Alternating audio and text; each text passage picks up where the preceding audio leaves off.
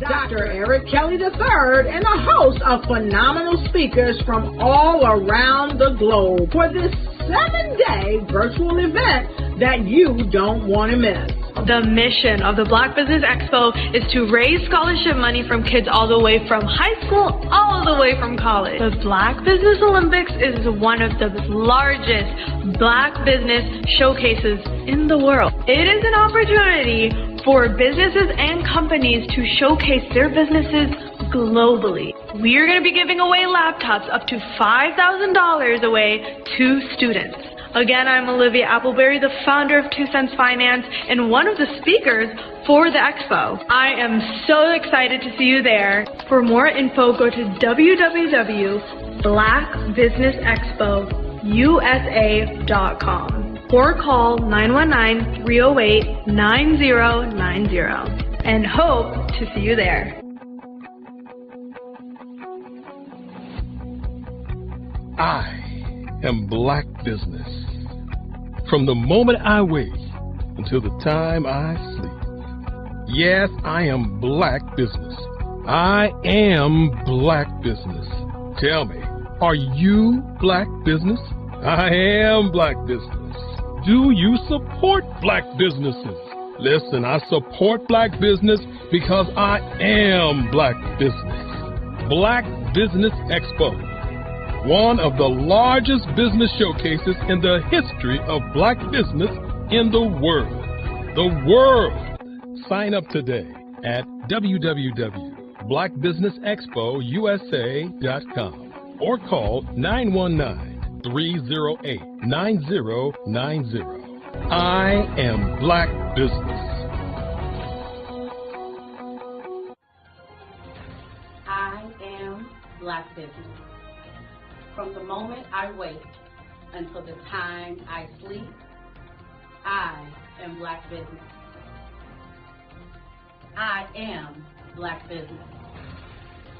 Are you Black Business? I am Black Business. Do you support Black businesses? I support Black business because I am Black Business. Black Business Expo, one of the largest business showcases in the history of Black America in North Carolina. Join Dr. Eric Kelly III and a host of phenomenal speakers from all around the globe for this 7-day virtual event that you don't want to miss.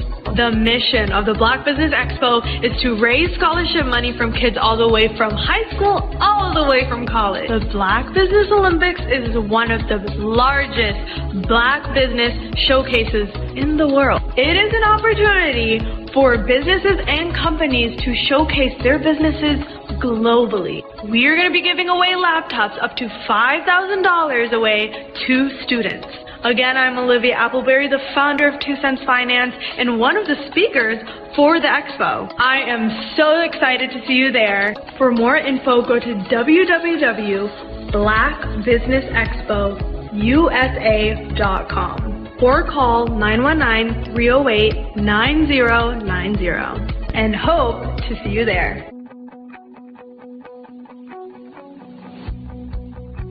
I am Black Business. From the moment I wake until the time I sleep. Yes, I am Black Business. I am Black Business. Tell me, are you Black Business? Black Business Expo, one of the largest business showcases in the history of Black business in the world.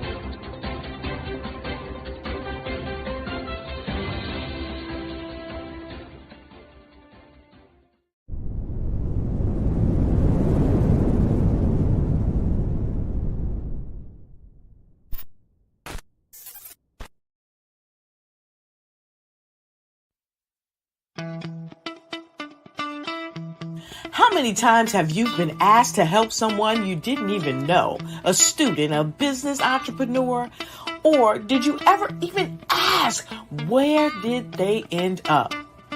That business, that friend, that entrepreneur. Well, just maybe they ended up in a gang, bankrupt, homeless, or worse, dead. Maybe they turn to crime, drugs, and alcohol. Did you ever wonder? Did you destroy their dream, or was your life always so easy? At the Black Business Olympics, we started a movement to help students complete. Give them hope and foster success. Help them to leave their dreams of providing laptops, computers, and up to $5,000 in scholarship funds. Today, we ask you to help a student, a business owner, or an entrepreneur to realize their dreams by sponsoring them, supporting them, and buying from them. Consider this. With $1.6 trillion in our Black community, we only ask for a small donation for our students, our businesses, and our entrepreneurs. And you can change a life today. So I ask you, what are you going to do? Sit on the sideline and watch our students in high school be losers, miss out on their dream from lack of resources? Or are you going to donate to the movement and change their future and yours as well? Give us a call today at 919-308-9090. Change their life by investing with action to the Black Business Olympic Fund. The Black Business Olympics, one of the largest business showcases of Black business in the history of the world.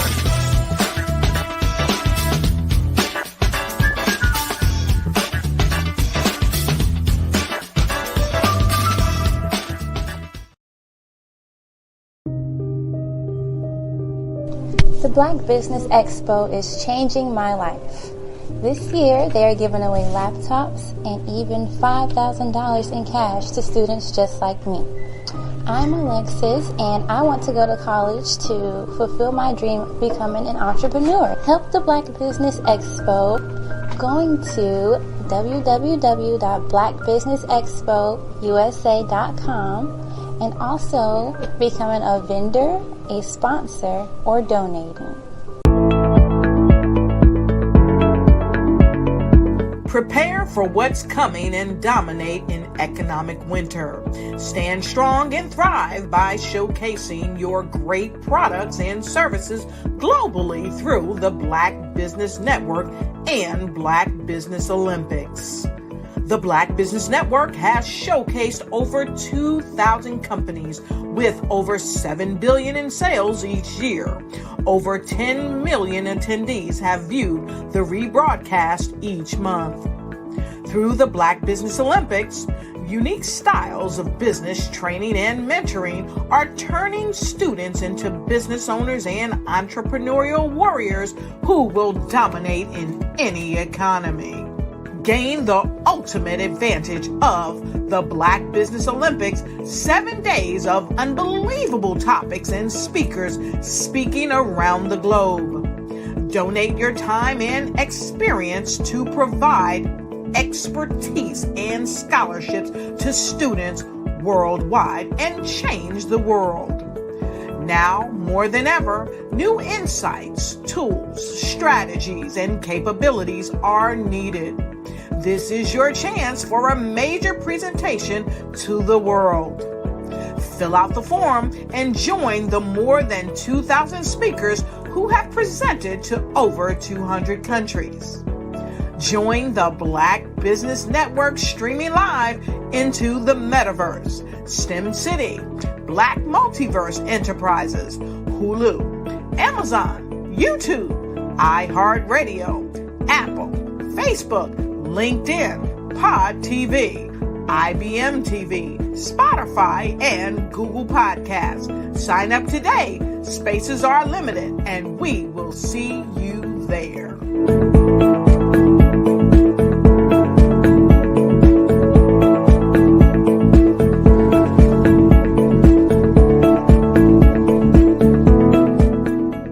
I was born in a little village on the island of Haiti. Many deadly diseases pounded me. It is as if they were on a mission to end my existence on this earth. I refused to give up. In 1983, I left Haiti and came to the United States of America. And I came with $5, 2 shirts. I didn't speak in English. I came to Atlanta. I got a job. I was a doorman. I was a doorman with a dream. What I used to come on stage. I'd rehearse this moment that I'm standing in front of you. That's the power of a dream. Maybe today is the day you begin acting as if you already have it. And then step out with full force. Take a risk. No condition is permanent. Don't let your situation distract you. You are chosen. You are called. You are born for a purpose in this life.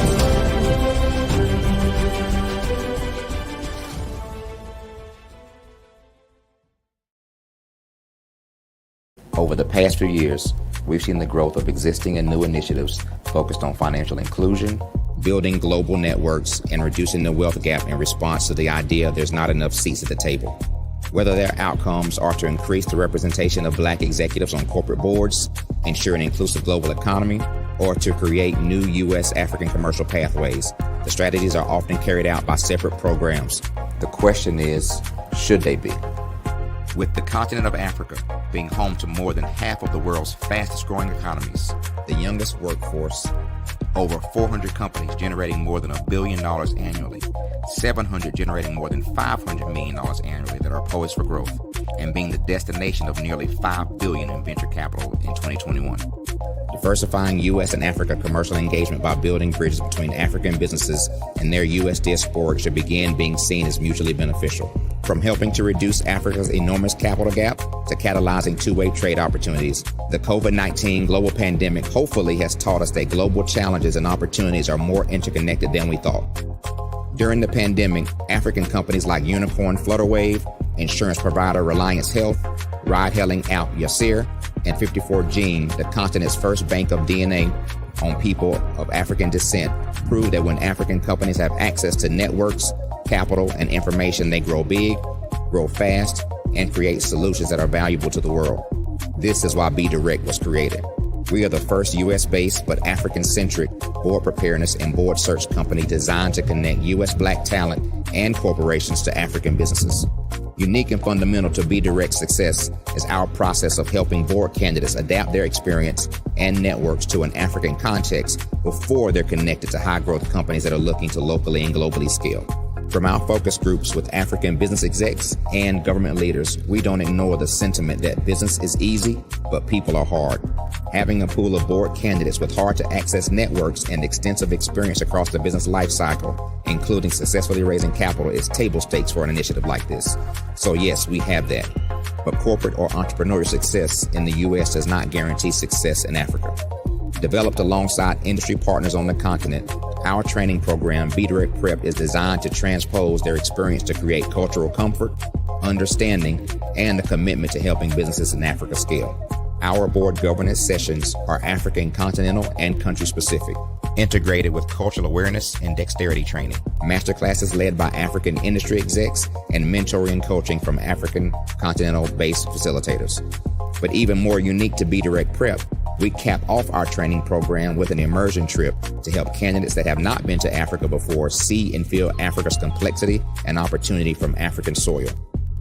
We all know traditional network-based board placement has historically left a lot of us out of ever really being in the paid board pipeline.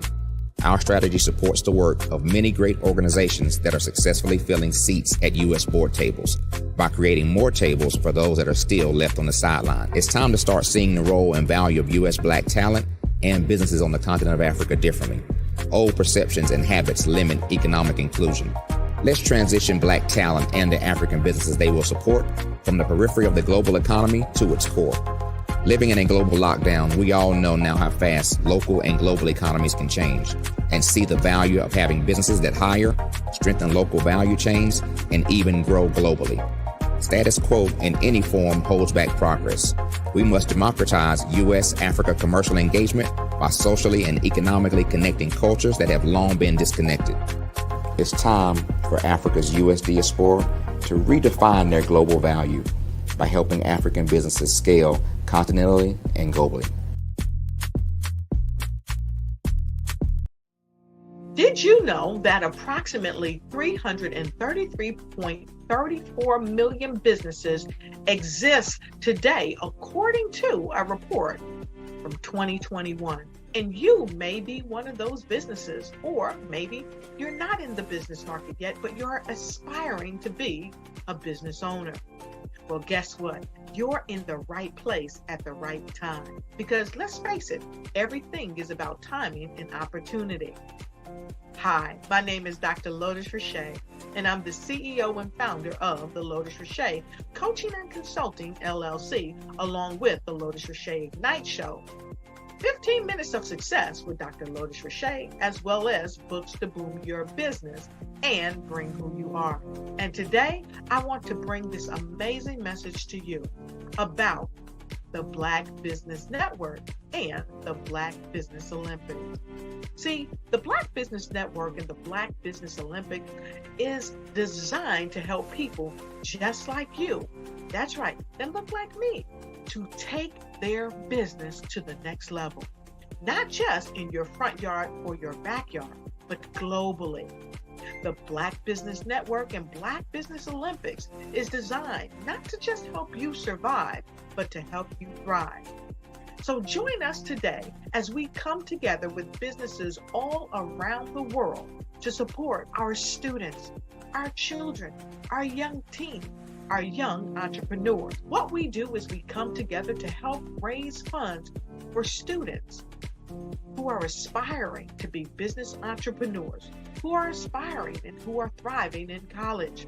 We endow them with a wonderful opportunity to gain scholarship of either a laptop or several thousands of dollars. And we invite you to help be a contributor to this amazing opportunity to help someone that looks just like you. So join us today at our website and let us connect with you and help you ignite and take flight in every area of your life on the Black Business Network and the Black Business Olympics. I'll see you on the other side.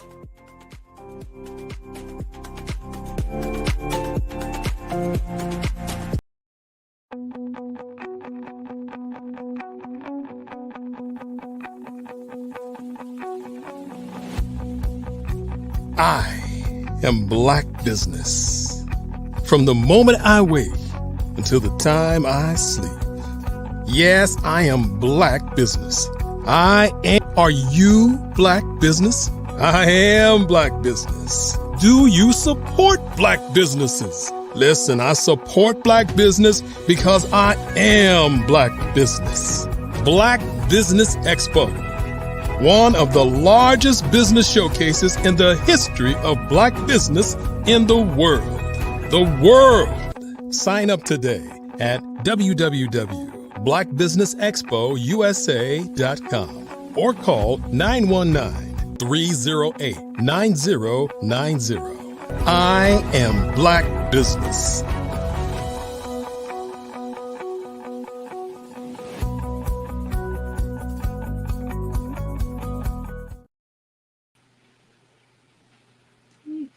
Good afternoon, business owners, entrepreneurs, thought leaders, and corporations. Welcome to the Black Business Network.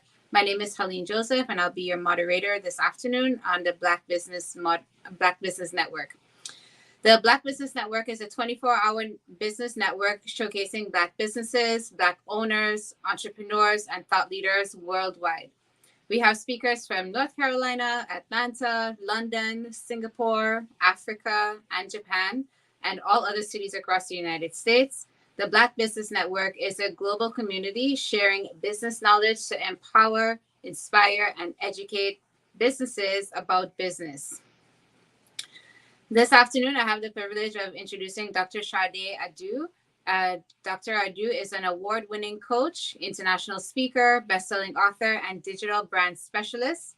She has helped thousands of entrepreneurs globally create new revenue, build digital products, and connect with new clients. Dr. Sade combines her real-world experience with sound and practical business principles to support clients in achieving their business and life goals.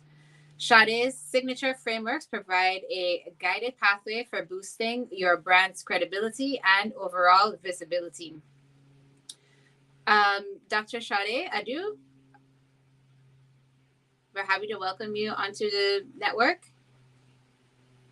Hello, thank you so much for having me today. Oh, most welcome. I'm excited to hear from you. And as always, we want to let everyone know that genius is coming, and I will see you on the other side. Awesome. Well, thank you so much for having me. I'm super excited to be here today to talk to you about building an online brand. As a Black business owner, it's super important that we leverage technology and digital marketing to grow our businesses. So I'm super excited. A little bit about me. I am a New Jersey native, but I live in Raleigh, North Carolina. And I've been in business for almost 10 years. We're going to be celebrating 10 years in June. And I'm on a mission. I started my business. We're talking about an international network and an international community. I actually started my business in the Republic of Kazakhstan. Now, I know that is a story within itself, but I took a leap of faith to leave everything that I knew in the United States to travel 5,483 miles around the world to start my career as an international educator. And a month before I resigned from my professional teaching job, I decided to start my business online. And when I decided to start my business online, it really was to inspire and motivate and help people. And I know how many of you are in business and you're like, I just want to help people. I want to make life better for other people. But I soon began to realize that we're really in business to make money. And dare I say, we're in business to make a profit. We have to understand, especially as Black business owners, that business is about income generating activities. And if we're committed to generational wealth, dynastic wealth that spans beyond our livelihoods, we have to be committed to making money. And one of the ways that I realized that I wanted to be able to do that in my mid 20s, now going into my mid 30s, was doing that online. So I want to talk a little bit about that. So that's what started this journey almost a decade ago, understanding that we had this powerful technology at our disposal and we really had to take full advantage of it, because if we didn't take advantage of it, trust and believe it was going to take advantage of us. But that's not how this story really started, because maybe like many of you, I grew up in a small town. It's the township. It actually was too big to be a town and too small to be a city. So it was called the Township of Irvington. And there, my parents told me to go to school and get a good job. And I know many people can relate to that. Go to school, get a good job, go to school, get a good job.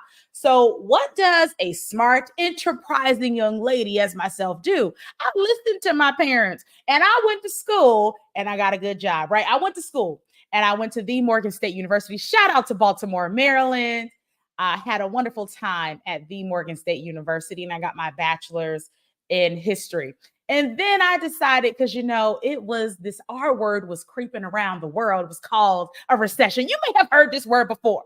So as a smart kid with some student loans, right? What do? We go back to school. So I went up the street to Philadelphia, Pennsylvania, and then I got my master's in education. And again, when I went there was this thing called a hiring freeze. They were not hiring any educators. And at this time, I had an Ivy League degree and I still couldn't get a job. But it was cool because I was like, I'm going to go back to Jersey. I'm going to be a social studies teacher at my middle school. That was my goal. That was my aspiration. That's what I thought was going to make me extremely happy in life. How many of you know that when you make plans, they don't really work out that way, So there was an opportunity. And for some of you, you might be on the cusp of an opportunity, and I want to encourage you to take that leap. There was this opportunity that there was a need for educators, but there was a hiring freeze in the place that I was at. So this need for educators, like I said, was 5,483 miles away in the Republic of Kazakhstan. So months later, after I graduated from the University of Pennsylvania, I took a leap of faith. And that summer, I was living in the Republic of Kazakhstan, in the capital at the time, called Astana. It changed my life. It allowed me to travel the world. It allowed me to see new things and new people. And I just thought that was going to be my life. I thought, okay, I'm not going to be a teacher in my middle school in Irvington. I'm going to be an international educator. But something else was brewing inside of me. There was something else, and I needed more. It wasn't enough to be hanging out and riding elephants in Bali and going to South Korea and living this great life in Singapore and doing all the things that I was doing. I knew that there was more. So some of you are called to do more. Normal is not normal for you. It's super uncomfortable. There's an urge and a desire to do something different. So I'm talking to those people today. The ones that have an urge, the ones that have a desire. You want to do more. You want to be more. You want to be seen more. You want to create more in your life. And now is the time to make that happen. So I knew after 3 years of being in the Republic of Kazakhstan, it was something else that I needed to do. I was missing my family. And after being there so far away from my family and my siblings and my nieces and nephews, I knew that I needed to create something that allowed me to have the both and the and. So I'm a millennial, and one of our millennial flaws, or what they call, the young folks call a toxic trait, is we believe we can do all the things, right? So there's no either or. It's a both and an and. So how do I live this great life where I've had the flexibility to travel while still making money, while still being able to be a present member of my family and be a great, rich aunt? That's what I wanted to do. So I needed to create something that allowed me to have that type of lifestyle. So before leaving my job, I went on the internet. And I saw that you could become a life coach and you could inspire and help people. And I was doing that. People were watching my international journey and they were applying for international jobs. They were leaving the United States. They were doing something that was out of their comfort zone. They were able to do it because they saw that I was doing it. So if I was okay, they could be okay too. So I knew that I was starting something that was inspiring masses of people to make life transitions. And I knew that was just the beginning. So fast forward, I made a decision to take that leap of faith to start this business online. But how many of you know that you can have your logo, you can have some cute photos, you can have a website, but that's not a business. Okay, that's where we are today. So I'm gonna say, like the young folks say, we standing on business in this year of 2024. And I had to realize that I wasn't getting that paycheck anymore. Because let me tell you something, that good Kazakhstan oil money was not going in my bank account no more. So I had to realize and figure out, okay, if I really want to do this, I have to make money. And my first goal and my first benchmark was at least make what I made as a teacher. Can I at least recreate what I made overseas so that I could at least be stable? And one thing I did not mention in this story is that in addition to leaving my job and relocating back to the United States, I also had a bi-regional relocation as well, because I moved to Wisconsin to start my PhD. So for the bulk of me growing my business, I was a full-time doctoral student. So working on a PhD, working on a business. Listen, highly don't recommend it, okay? Let me just tell you, what was I thinking? Doing two extremely hard things at the same time. Let me just say, most people fail at getting a PhD or a higher level degree. Most people fail at business. And then I just had the guts and the audacity, the tenacity to say I wanted to do these two hard things at the same time. So that is the reality of where I was. But what I knew, because like I told you, I was smart. I knew that if I wanted to be successful in entrepreneurship, in business, the cheat code was to invest in mentorship.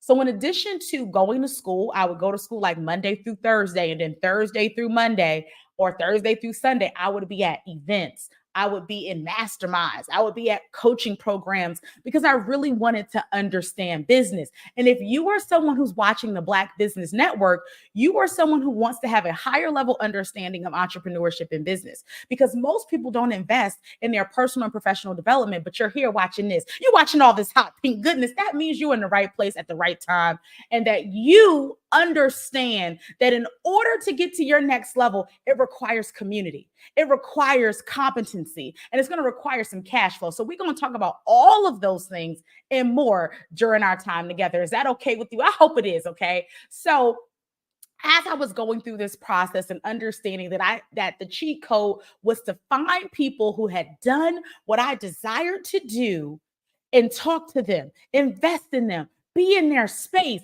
be mentored by them so that I could catapult my success and take my business to the next level.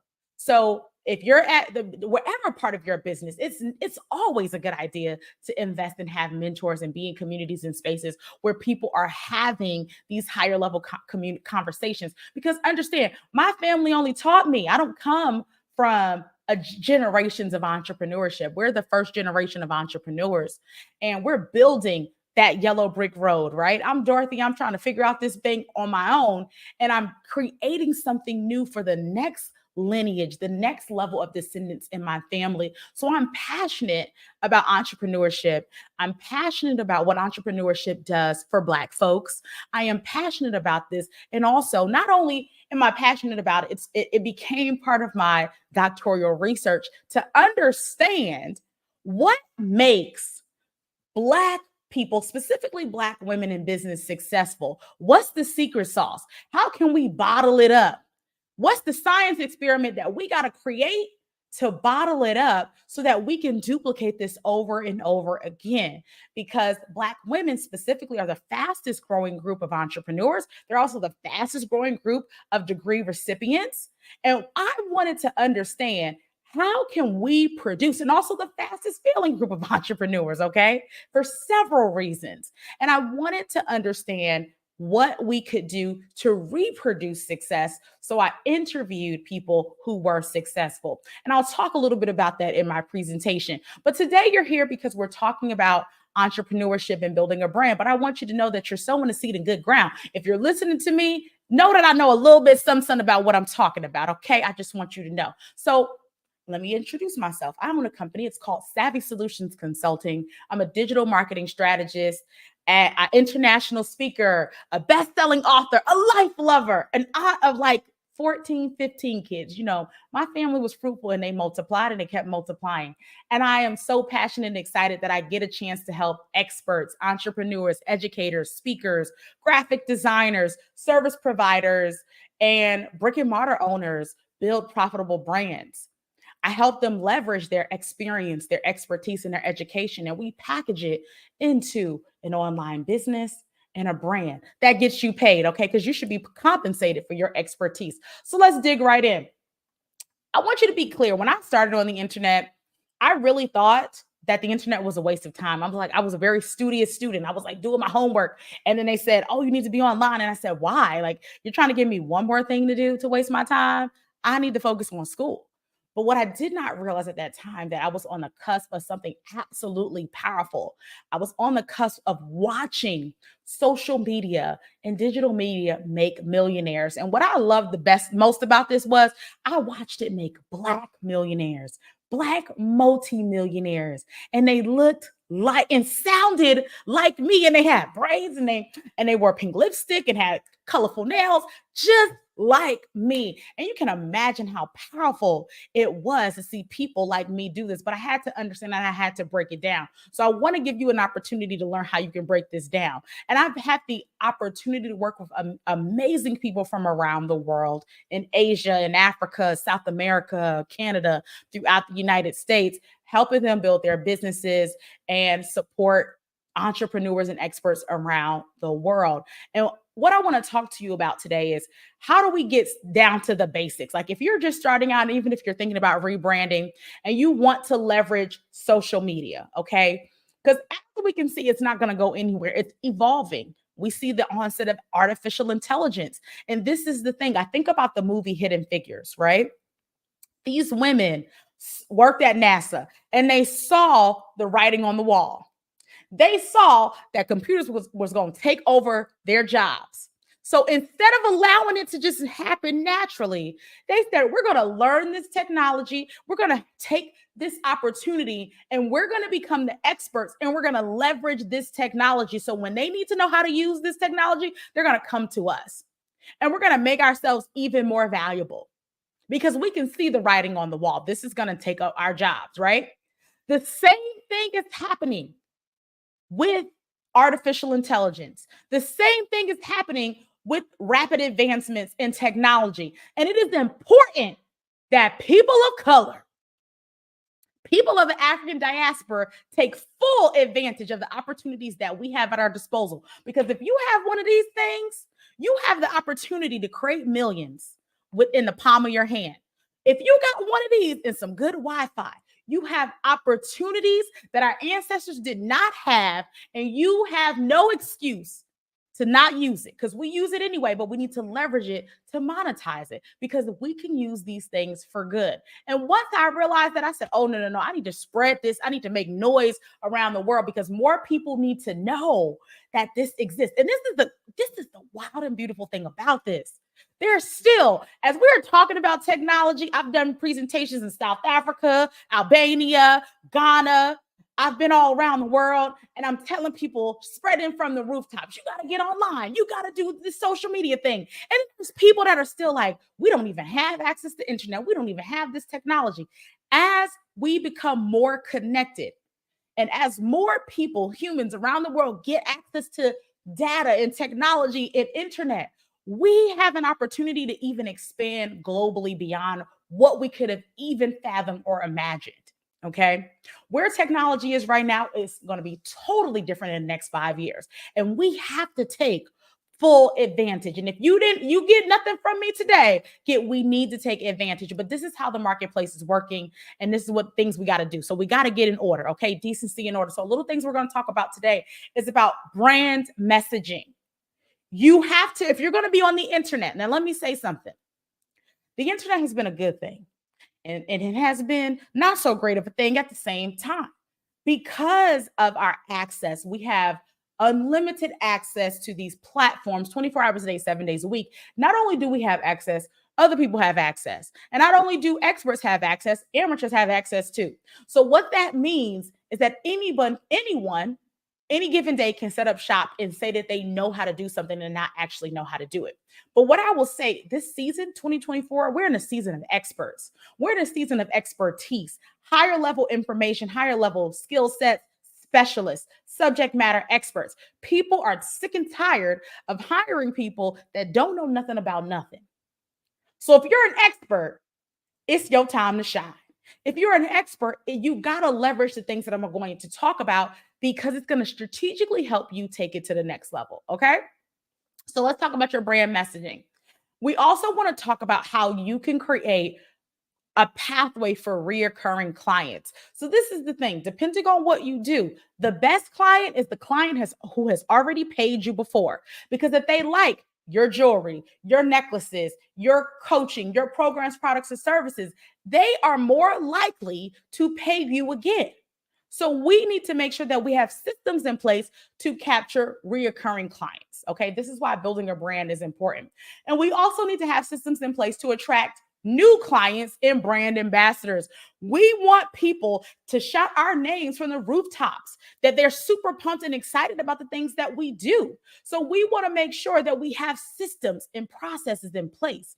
And another piece of this is because we're doing this online, just like we're here, you need to be strategic with creating content. Okay. We need to be strategic about creating content. So let's have a chat. Social media is business media. So if you're looking at it as something that's wasting your time, if you are a social media consumer, you're watching videos, you're looking at stuff, you're liking, you're part of the conversation online, but maybe you're just doing it as a consumer, I need you to shift and be a producer. Okay. Now, some of you may say, I've run my business, I've been successful without using digital marketing strategies, without using the Facebooks and the TikToks and the Instagram, and it's all been good in the neighborhood. But I want you to consider that there's another opportunity out there for you to leverage billions of people from around the world for low cost to no cost. Never in history have we had an opportunity like this. So take full advantage of it while it still exists. Because I am here to tell you that these opportunities don't last forever. So we need to take full advantage while we still can. But by the sheer numbers, if we're talking about statistically, Facebook alone, Facebook has billions of people. Before I used to say 2 billion, it is 3 billion users. That basically means out of 8 people in the world, 3 of them got a Facebook account, at least. 3 of them got a Facebook account. That's a lot of folks. That is across socioeconomic status. It is across race, religion, gender. People have a Facebook account. Now, if your audience skews older, they're definitely going to be on Facebook. If you have a younger audience, Gen A, Gen Z, they're going to be on other social media platforms. So as a business owner, it is important to understand the science of social media and understand the statistics. When people say your people are not there, listen, and the words of Jay-Z, men lie, women lie, but the numbers don't lie. The numbers say that your people are there. So by sheer data, you should be online. Okay. And it is the income generating activity. There are people that will see you today and buy a product from you today. Some of them will buy something from you 20 days from now, 20 months from now. So it's super important that you are contributing to the conversation and being a part of this digital experience. I had an opportunity to go to Facebook a couple of years ago, and I'm there with the Fortune 500 social media managers. I'm there with the GE social media people, the T-Mobile social media people, and several other platforms and social media managers of these major enterprises. And the conversation that I'm having with you is the same conversation that they had to have with those Fortune 500, Fortune 5000 CEOs. You need to have a social media presence and you need to build a brand online, because it transitions and it translates into being an income generating activity. Our consumers are more knowledgeable. Our consumers want to know how this dress was made and where it was made and what materials. Our consumers want to know where their water was bottled and packaged. They want to know if ethical means were used to create these products. We have a more educated and inquisitive consumer. So part of them making educated decisions about how they're going to spend their money is by them knowing more about you, okay? So this is super important. We are living in an information economy. And what happened during COVID 4 years ago? It just expedited this process. More people were online. It made it easier to understand online education and online learning. The barrier to entry was limited. If we're talking about starting a business 30 years ago, there were certain things that you had to do that you don't have to do now because of the onset of technology.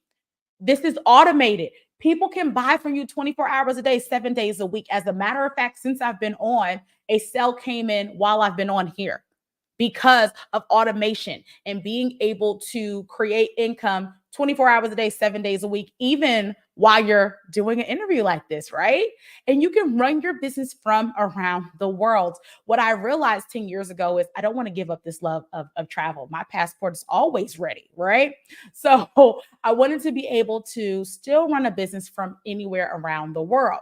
So let's talk about where to begin. You're like, okay, that sounds amazing. That sounds great, but let's break this down even further. So the place that I want you to begin is what I call this brand trifecta. It's a formula. It's my secret sauce that I teach all my clients. And when I'm working with people who are just building their business to people who have multiple 8 figures in their business, we are still using this formula. The first piece of the brand trifecta is you. It is you. And we're going to break that down even further. So when we're talking about a brand, I want to just make sure that it's clear. I love this quote. You might know this little company. It's called Amazon. You might know it, okay? And the CEO says, your brand is what people say about you when you're not in the room. And I always ask people, what is your brand saying about you? What are people saying about you when you're not in the room? And if you're not sure, go pick up that gadget because I know you got one. And I want you to text people, what is it that you think of me? When you hear my name, when you hear my business, what is it that you think of me? And what I want you to understand is that their definition of you is going to vary based on who you ask. But it's very important that it is in alignment with what you want people to perceive about you. Okay. It's about the feeling, it's about the aura, it's about the essence. But you got to make sure that what you are projecting is what you imagine your brand to be. And if it is not in alignment, this is your time to get it fixed. Okay. Holler at somebody like me. Okay. So my definition is a strategic and systematic process that creates a profitable, and captivating experience. Because when you come in my space, it's going to be an experience. Why wouldn't it be? Okay. It's got to be an experience. People invest in experiences. And as we begin to break that brand trifecta down, it is your why, your audience, and your unique offer. Whenever I am working with someone, these are the things that I want to know immediately, like in the first 5 minutes of working with them. Why are you doing this? Because you could be anywhere around the world. You could be doing anything else. Why did you decide that this particular business model, this particular thing is what you wanted to do? Why are you the right person for the job? What is your special vision, and why should your people care? Okay. Because I know you want it to be about you, but it really is about the people you are assigned to serve, and why should they care? Because we got to get people to buy in, okay? Let's use this experience, this 24-hour Black Business Network. Why should people care? Because we're here giving you valuable content so that we have a common goal of helping people go to school. I know what school did for me. It was a transformational opportunity. It changed my life, and I would never take that back. So giving other students an opportunity is part of our why and the reason we're here today. So I want you to think about what makes your vision so special and powerful. And I want you to identify whenever you're in a room. I know some people call it an elevator pitch. You can give it whatever name you want to give it, but you need to slay your brand messaging. It needs to be super clear. What do you do? Why are you doing it? How you do it, and who you do it for? Okay. You really have to make sure you're clear about your pitch. And when I'm talking to experts, I understand that you're going to have different people that you work with. So you may have to pivot your pitch. You identify what makes the most sense to pitch based on the target market that you're going to be in front of. Okay. So my pitch may be different if I'm in a group in a community of moms versus if I'm in a group and community of philanthropists or academics. I may slightly pivot my pitch, but the core of my pitch, the core of who I am, is the constant. Okay. So when you're online, it's going to be super important that you are positioning yourself as an expert. Why? Because experts get paid more. Okay. That's enough, right? No, people listen to experts. People buy from experts. People trust experts. This is why the media and the news have experts on. We have a guest expert to explain this thing, this phenomenon that's happening, because people pay attention when they hear the word expert. So you have to be positioned as an expert. Now, if you're some of my lady entrepreneurs, they be like, I don't believe I'm an expert. I don't know I'm an expert. They get real small when they're giants. And even though their brands are absolutely a big deal. And I want you to understand, listen, it's about the positioning and it's about the perception of expertise. Okay. And it's super important that you are positioned properly if you want to get paid in this particular marketplace. When it comes to credibility, you have to have results. And if you don't have results, you got to go get them. Okay. So when I was starting out, I was coaching anybody and everybody, whoever would take me on, because I needed to prove the things that I was thinking would help people would actually help them. And then over time, I realized that we were helping people, and we've had over $5 million in client results and counting. It's going to go up more.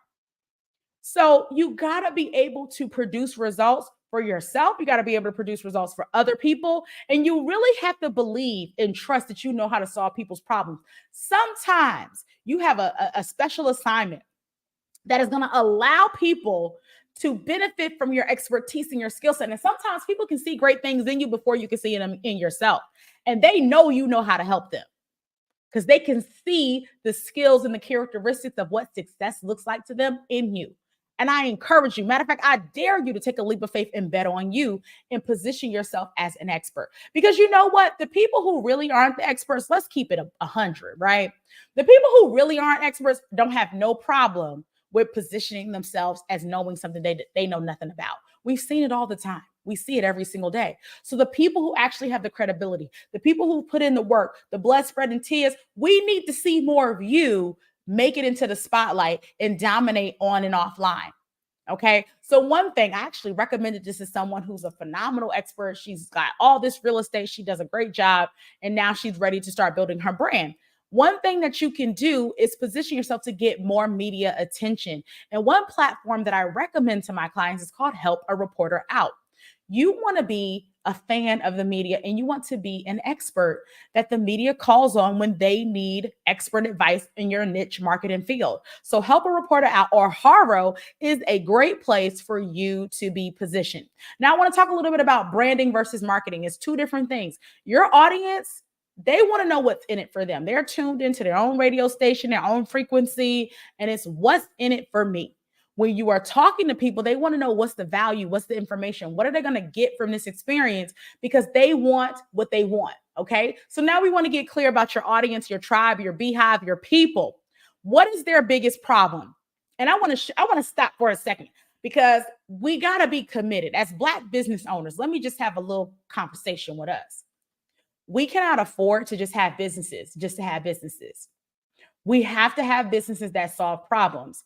So there was a study, I believe it was by Cornell University. I can't remember who did the study, but 43% of businesses that received funding, these were businesses that received venture capital. They had funding backing and they failed. 43% of funded businesses failed because they failed to solve a marketplace need or desire. How you got money and you're not being successful? Let me tell you something. So as a Black business owner, it is imperative that whenever we start a business, that our businesses are positioned to solve marketplace problems that people want to pay us for. Let me say that again. Problems that people want to pay us for, because we literally cannot afford to be playing around. We get the least amount of venture capital. We use our own funds. We don't got that rich grandmama or rich uncle that's going to fund our dream. So when we're bootstrapping and using our own capital, it is important and it is imperative that we know how to make money. Okay? I'm very adamant about this. So we got to solve problems. And to be more specific, we need to solve problems for specific people. Okay? We don't have to solve problems for everyone. We need to niche down. There are absolutely niches and riches. So riches and niches, okay? What's the biggest problem that you know how to solve with your current competency, your current skill set, your current life experience? And then we need to understand where our people hang out online. Where are they online and offline? How old are they? Where do they live? Geographics is super important. If you are a brick and mortar, you need to know geographically where your target market is. I just recently took a training with the U.S. Census Bureau, and we were looking at data of where people live based on their income, based on their race, based on socioeconomic status. We have to know about our people.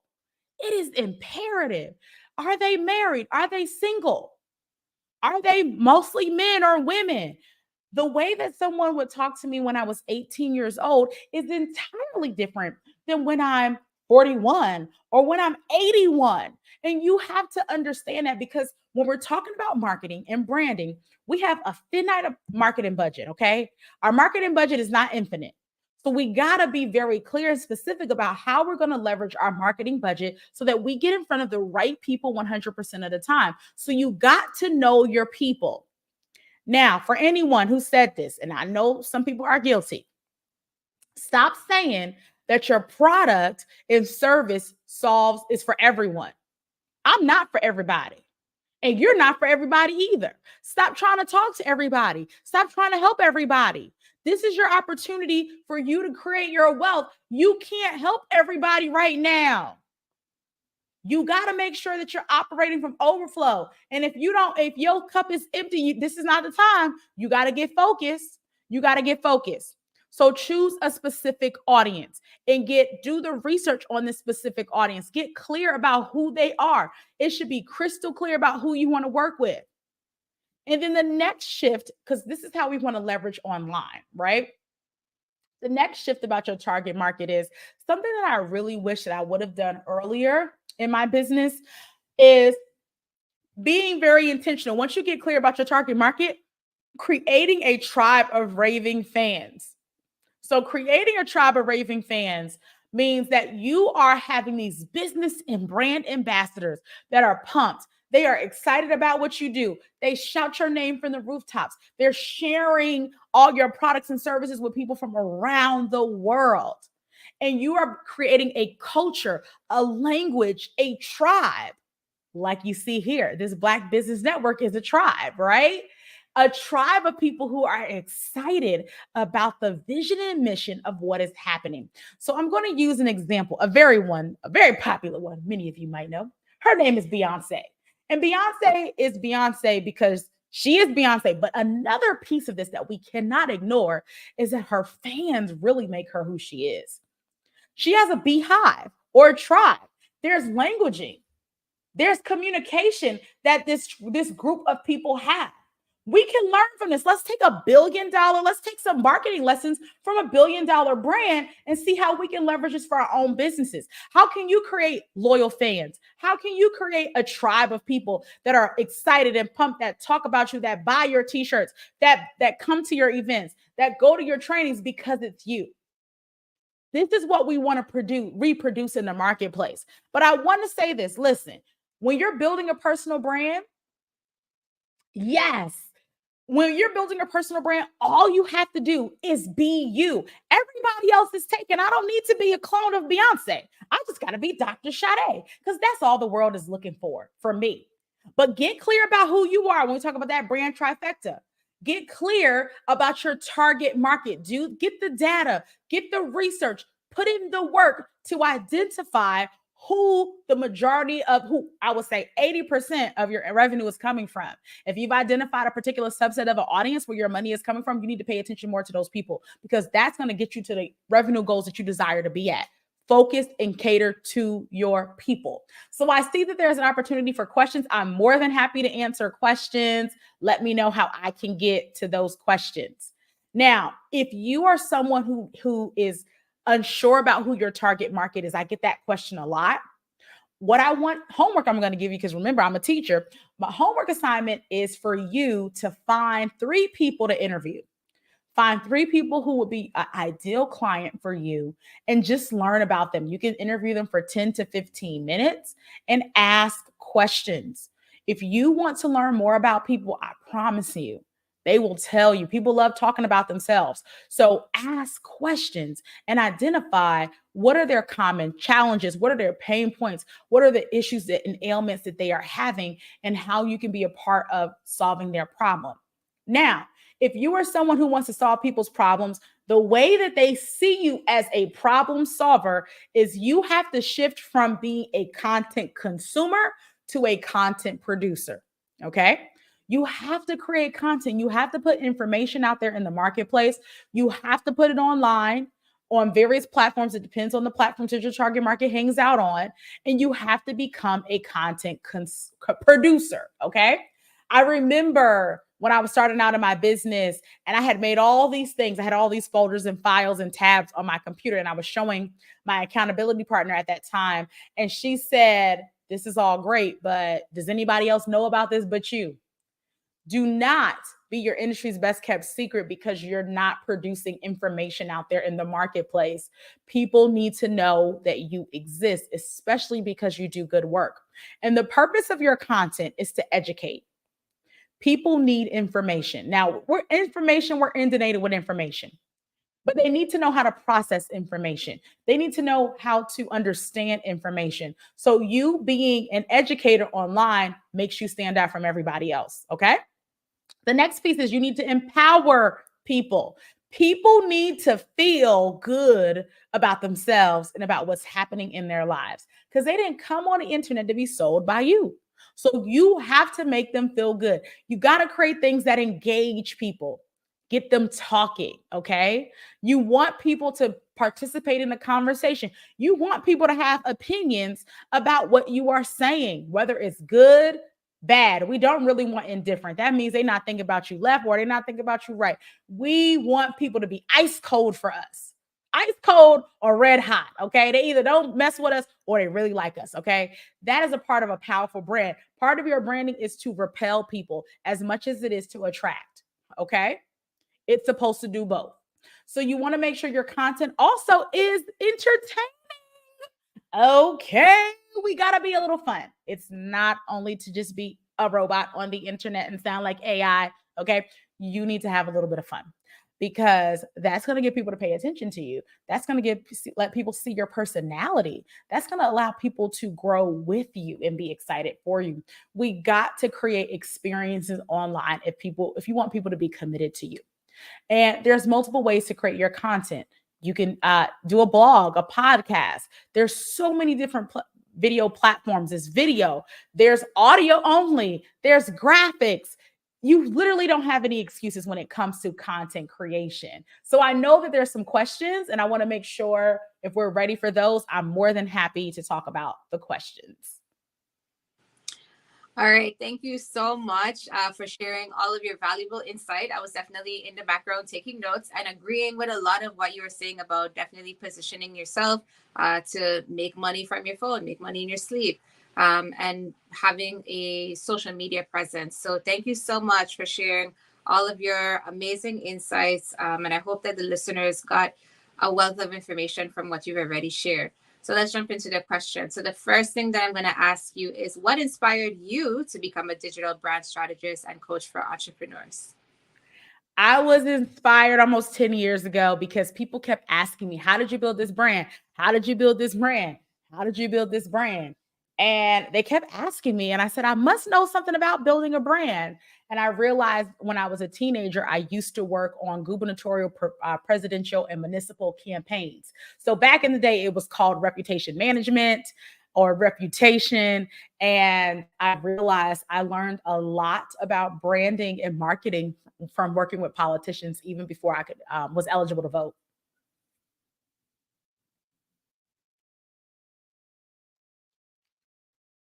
More questions? I'm more than happy.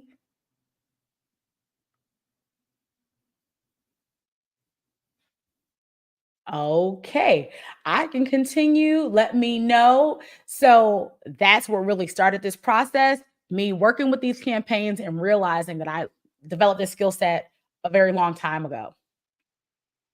Awesome. Thank you for sharing that. And then my follow-up would be, I know you told us a lot about your journey from the States over to Kazakhstan. So can you share a bit more about your journey and how you became an acclaimed entrepreneur and international speaker? Yes. So when I came back to the United States, I was a full-time doctoral student and a full-time entrepreneur. And this platform called Periscope came out. It no longer exists. It's owned by Twitter. And some people said, hey, you can make money sharing your story and sharing your expertise. And I said, well, my business is not making money right now, so I might as well try it. And I came alive. Live streaming changed my life. It allowed me to make six figures in my business. I started creating programs and digital products and speaking. And I remember being on live stream one day and saying, I want an international speaking gig. And 10 days later, someone saw me online and said, if you're serious, I have an opportunity for you. And 10 days later, I was in Tirana, Albania at the Prime Minister's palace speaking at an international women's conference in Albania. So that's the power of the internet and you speaking things into existence and being bold and radical and saying, I want this and going right after it. So the internet and specifically live video and live streaming changed my life. I realized like this is what I was born to do. I was born to share my message in this way. That's really powerful. And you're right about speaking it into existence. So a great follow-up to that is I want to know what motivated you to focus specifically on empowering women entrepreneurs and developing their brands and reaching their target audience. So the women entrepreneurs came from data. I do work with some men, but majority of my women entrepreneurs, 95% are Black women. And that's who was attracted to me. That was attracted to my story, my experiences, all the hot pink, because there's a lot of hot pink in my branding. So I became very intentional to talk to the women that were interested in what I was doing. And also they were the focus of my research, because on this journey of entrepreneurship, I felt like two different people. I felt like an academic when I was in school, and I was trying to be, future Dr. Sade. And then I was trying to be Sade, the entrepreneur. And I realized that I could be both. And the women that inspired me the most were these entrepreneurs who were the PhDs and the master's degrees and the doctors who were also entrepreneurs. And that inspired my academic work. And I wanted to understand, like, why are they so high achieving, and why do they want to do both? So I began to research them and to understand, how did they decide to get these degrees, and how are they running these businesses? Because I wanted to understand me. Yeah, so you were around a lot of powerful women. Definitely. Awesome. So then, okay, so you mentioned that you felt like you were like two different people in these different spaces, but how do you blend your real world experience with sound business principles to support your clients in achieving their goals? Absolutely. So we need data. Okay, let me be clear about that. So the research side of me, that analytical research PhD side of me, is going to say, where's the data and the evidence that reflects this decision that we're going to make? So we need to make, especially in a season like this, good, sound decisions based on information that we have, so that we can create the best trajectory possible. And we need data and information. So I'm always encouraging people, can we get information? Can we get data? When I'm with my team, if we're going to do something, where are people located? What are people saying? What's the most common issue or challenge? Can we go back to our data? I am a stickler for collecting data. I get this example from Amazon. When Amazon acquired Whole Foods, it wasn't just about going into the grocery industry. It was about data collection. Because if I know what you buy at the supermarket, I'm going to sell more of it to you. If I know you like a particular type of peanut butter, guess what I'm going to do as Amazon? I'm going to show you more ads for that peanut butter. If I see you buying a certain size of Pampers, guess what I'm going to do? Show you more of those things. So the more data you have on your audience, the better. So I'm always a stickler for my target market getting information. And then the inspiration part. You got to be inspired. There's some things that just data will not tell you. Part of this is faith. You got to believe, you got to affirm, and you just got to keep on going, because you're not going to always see it. Just like if you're working out, you're not going to see your muscles on day one. You got to keep on going, and you got to keep on being consistent. Even though you know the evidence says, if I'm consistent, if I keep showing up to the gym, eventually I'll get this six pack if I do the right thing. But you got to believe it before you see it. Most definitely, in all aspects of life. So I know you're a stickler for the research and the data behind everything, and that causes you to make good decisions. But can you elaborate for those watching online how you create your frameworks and how they guide your entrepreneurs in boosting their brand's credibility and visibility? Oh, this is a really great question. Where do frameworks come from? So the short answer I'm going to say in 2024 is it's so much easier to create a framework now because we have artificial intelligence. You don't even have to think about this. You can create a framework in 30 seconds. Now, for me, back in the day, we looked and identified patterns. What are the things and how are people putting things together? So my background in education, we understand how to break down content and information. So I'm always looking for what's our end goal. We start with the end goal and we backtrack. So we start with what's the desired outcome? I desire to have a six-figure business. So then we are backtracking based on your desired outcome. How long is that going to take? How many clients do you need? What is this? What is that? And then that is where the framework is developed. It's called backwards design. Start with the end in mind, and then we create the framework or the steps or the sequence based on where we want to end at, our end point, versus starting from the beginning. Because a lot of times it can be very unclear when you're trying to start on step 1. So sometimes you got to start with step 10 and backtrack, go to 9, 8, 7, and beyond from there. Awesome. And so while you're working with the ladies on their brand strategies, like what are some of the challenges that you find trying to implement that framework? The 3 challenges, this is also data from, I think, American Express did one of their research and data from about Black women in business. Confidence. believing in themselves. And that was my challenge for like the first half of my business. Believing, being afraid of my own shadow, being shy, not believing that I was good enough, even though I had Ivy League degrees, even though I had all this experience, mentored 5-star generals. I had consulted politicians before I could vote, and I still didn't believe in myself. So that was a fear that I see a lot of my women entrepreneurs have, this confidence. The next piece can mess us up as well. It's competence. We actually do need to know things. So when there's a competence challenge, I'm always like, you got to get in mentorship, you got to get in training, you got to read books, you got to elevate your competence. And the biggest one that causes us the most trouble is cash and cash flow. In order to fuel this thing we call a business, it does require money. And a lot of our dreams get curdled because we don't have the cash and the cash flow. So we got to pay attention, and we got to be intentional about having businesses that make money. Well said.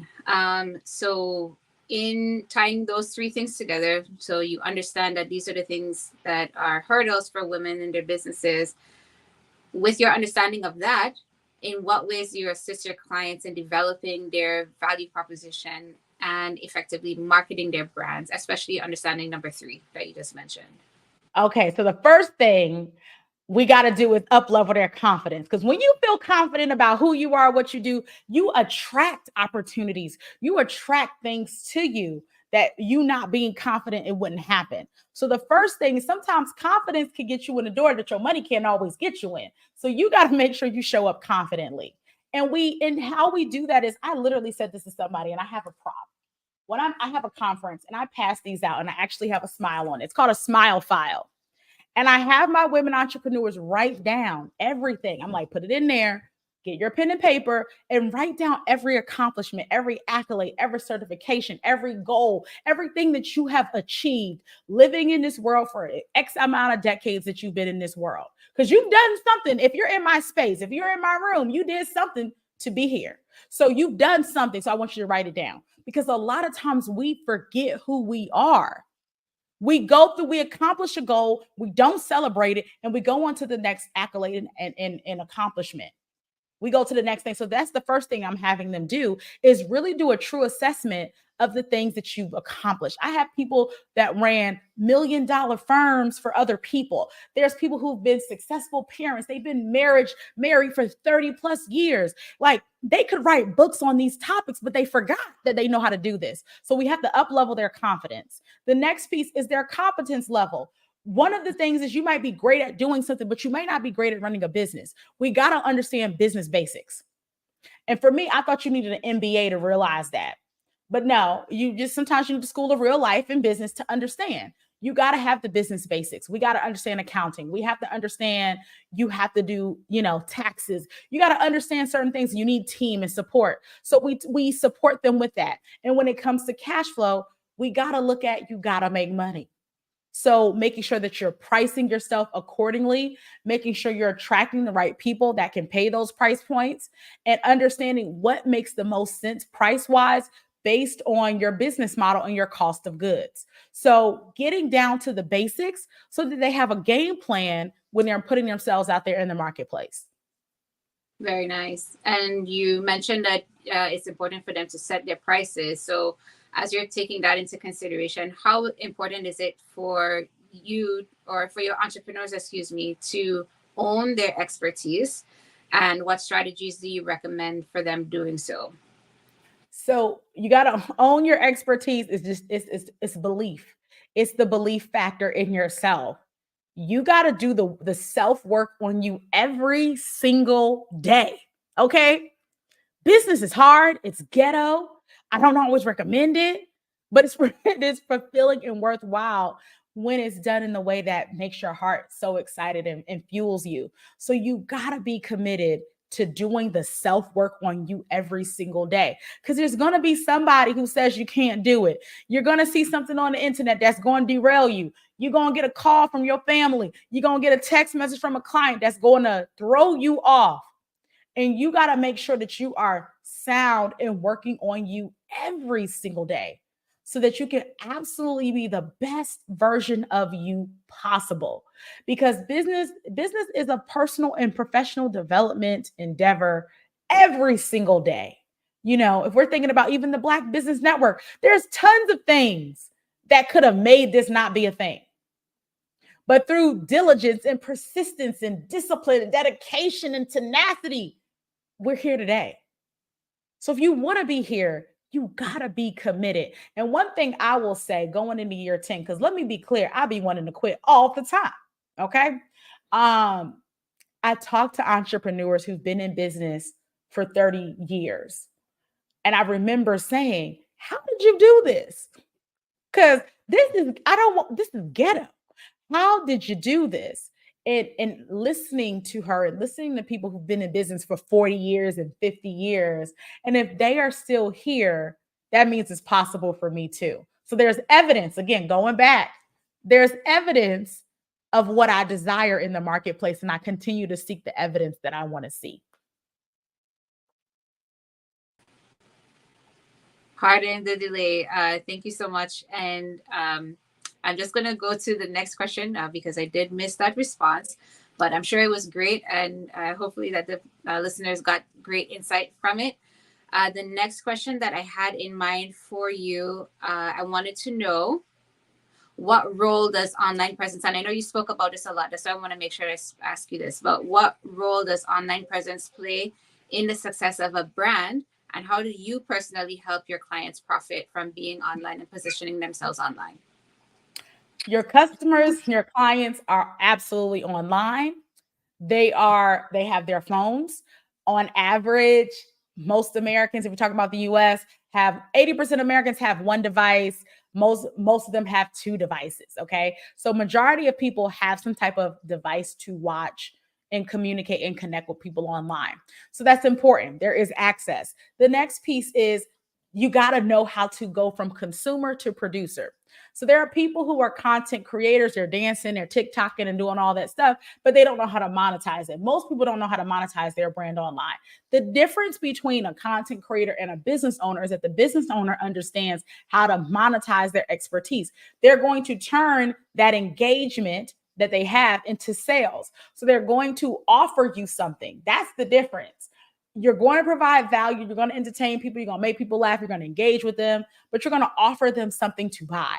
Whether that is a service, your accounting services, your bookkeeping services, whether that is a physical product, or you're telling them to purchase something from you. That is the hugest piece. You're making an offer. That's the other piece of the brand trifecta we didn't talk about, your offer. You got to tell people what to buy from you. That is the biggest difference between people who are just on the internet and people who make money on the internet. They know how to monetize and they know how to make offers. They know how to sell. Mm-hmm. That's a great segue. Would you share some success stories? Because you mentioned that you work with companies all around the world. So the people want to know. Tell us some of the success stories, how you helped maybe a female entrepreneur or organization. How did you help them grow? Absolutely. So we have a subset in our company where we work with one of our niches is childcare owners and daycares and centers. So we actually we support an event every 6 months called Childcare Millionaires. The visionary of that program is Brandy Wood Smith. And we were able to automate, systematize, help create digital products, run the launches for that community. And they received an award called the 2 Comma Club Award, where they've made over $1 million in that business model. And she's made almost over $500,000 in a weekend from some of the marketing strategies that we do. And she specifically is a business coach and mentor for people who own daycares. So when we're talking about that niche, this is like a really great example of that. She knows business. She's a philanthropist. She's a mom. She's a spouse, but she has owned multiple daycares in the Houston, Texas area. And she teaches other daycare owners how to be more profitable and how to build 7-figure childcare businesses. So we've been working with her for several years, and it is a multi-million-dollar business at this point. And that just in that business model, that revenue stream, the internet revenue stream. Wow. So they took childcare just not from like in the 4 walls of childcare, and they were able to promote it online and generate that amount of business. Yes. So this weekend, they had a childcare summer camp summit. On this summit, we taught childcare owners what to do for summer camp. So what activities, science lessons, aerobics lessons, Black history and mathematics lessons that you can do with the children over the summertime, and how to start promoting and marketing your summer camps. Because if you have children of that age, summer camp is I don't have any children, but summer camp is a big thing. And if you don't get your kids into summer camp on time, then it's a big problem. There's a massive waiting list. So she taught them how to be more attractive, how to be more marketable for their summer camps, and also how to be more engaging with the students so they could have successful summer camps for their children and also successful summer camps for the parents. Awesome. And you mentioned about your ability to use your social media to speak things into existence and actually just say the things that you want. So how can you, and you've been featured in so many different platforms for obviously all of the work that you've done. So what advice would you give to entrepreneurs who are looking to increase their visibility and gain more media attention? So the first thing is get visible. Start using these free platforms, the Instagrams, the Facebooks, the LinkedIn, to start having a conversation online. In the beginning, you might be talking to yourself. You might be talking to your parents, but begin to start this conversation online. Experts talk on the internet. I know some people say, why are you worried about this? And why, there's always internet fights. We see them all the time because people are mad that other people have opinions. But if you are a social media influencer, part of your job is to have an opinion about what's happening online. So if something's happening in Beyonce's life, they was talking about a brand conversation about her showing her real hair. There was a whole big debacle about why she should have a hair care line because she always wears wigs. Beyonce, as the brand, her brand handlers paid attention to that. And they put out another video of her real hair, and it took the world by storm. Like, she's finally showing us her real hair to show us that it is actually in brand alignment with starting a hair care line. So people had conversations about that. There's been so many different conversations any given day. Club Shay Shay, the various interviews that have happened this year alone on that platform, starting off the year with Cat Williams, that took the world by storm. The Super Bowl. Anytime there is a major conversation happening on the internet or a major conversation happening in the world, and it is relevant to your business, I highly recommend that you insert yourself in the conversation and begin to create content. Why? Because it's a hot topic, it's relevant. Why? Because it's relevant to the media. So the media is looking for experts and people who can give commentary based on that particular topic. And if you are someone that they can interview, they're going to talk to you too. So look for relevant conversations and insert yourself. Like, don't wait for nobody to say something to you. You put yourself on in, and media may begin to reach out to you. Also, seek out opportunities. If you see that there's local media talking about a topic, or they're engaging, a lot of media hangs out on Twitter or X. So spend some time there and introduce yourself to media and say, hey, if you need a guest expert about this particular topic, I would love to be your guest expert. If you're doing an article, you're doing a feature on this particular topic, reach back out to me and begin to develop a conversation and a relationship with people who create content. Awesome. I thought one thing that you said that was like really essential, I believe, is that if it's relevant to your business, because there's a lot happening online, and like you can go down a rabbit hole of just talking about everything, but like, does it make sense for you to actually talk about it, right? Sometimes it's best for you to be quiet. Everything does not need your 10 cents, and it can be off brand. So it's important for you to understand your brand and who you are. And everything does not deserve a comment or commentary. So it is important that if it is on brand for you, because you can make your brand look bad, you can be a detriment to your brand.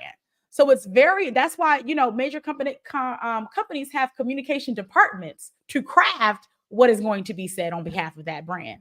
So it's very important that we're cognizant of that part of the that opportunity as well, that part of I would say the spectrum. We gotta be clear. Like, I'm not just saying be on the internet, say everything, anything. Make it relevant to you, make it relevant to what you're offering, make it relevant to your audience, but everything does not necessarily need you to be inserted into. Perfect. Perfect. Well said. So then how do you tailor your approach to entrepreneurship and branding for different cultural contexts, considering your experience facilitating workshops globally? I love it. So my goal was to teach. I was going to be a Black teacher at a Black school in the hood. That was my goal. But my experiences, even in Philadelphia, when I was student teaching, I taught at one of the most diverse schools in the country. They spoke over 42 different languages. It was over 4,000 students. So my even educational and work experiences have been extremely multicultural. So the thing that I've learned from some of my mentors is I teach who's in the room, and I'm culturally relevant content. It comes from culturally relevant pedagogy. You're supposed to teach and make things relevant to the people who are in front of you. That is a core belief and a value of mine as an educator. So I base my content, I base my commentary and how I teach and my approaches to education and business based on the people that I am supporting. So if that's Black women, we're going to make it extremely relevant to Black women. If I'm talking to my Kazakh students, if I'm talking to people from Latin America or in Albania and Ghana, South Korea, wherever I am, I understand that there's a level of cultural context that I want to take into consideration when I'm creating content for that particular person or group of people. Awesome. We love it. And it's good. I'm sure like that allows them to connect with you better because they recognize that you take the initiative or took the time to think about it in that way before you approach them. Absolutely. People want to feel heard and they want to feel seen. And it's very important. And I think that that's important for me. I grew up in a bilingual household. My father's from Ghana, West Africa. And I understand what miscommunication could look like. My mother's American. One thing that she may have perceived as being something was totally different than the African side of my family. So that's just that cultural consciousness has been with me since I was a child. Awesome. I'm grateful that you have that. So the next question that I have for you are what are some key components of building a confident brand with a cohesive voice, and how do you guide your clients through this process? I know earlier you mentioned that confidence was like the number one issue that you have to deal with. So tell us more about that process. How do you help your clients build up their confidence and for it to flow into a cohesive brand for them? The one word that came to mind is consistency. We have to be comfortable with doing the same thing over and over and over and over. And when we're doing it and we're repeating this process, we're not going to see results immediately, but we're going to do it again and again and again and again and again and again. One thing that I encourage people to do are webinars to market their businesses, so their digital products, programs, coaching, and services. And there's one person I'm watching. He's been doing a webinar. There's this thing on the internet that says you do your webinar 52 times, you can create a $1 million webinar. And it's all about consistency and discipline. And he's been doing his webinar. I think he's on like webinar 47. So he's been doing a webinar once a week for a year.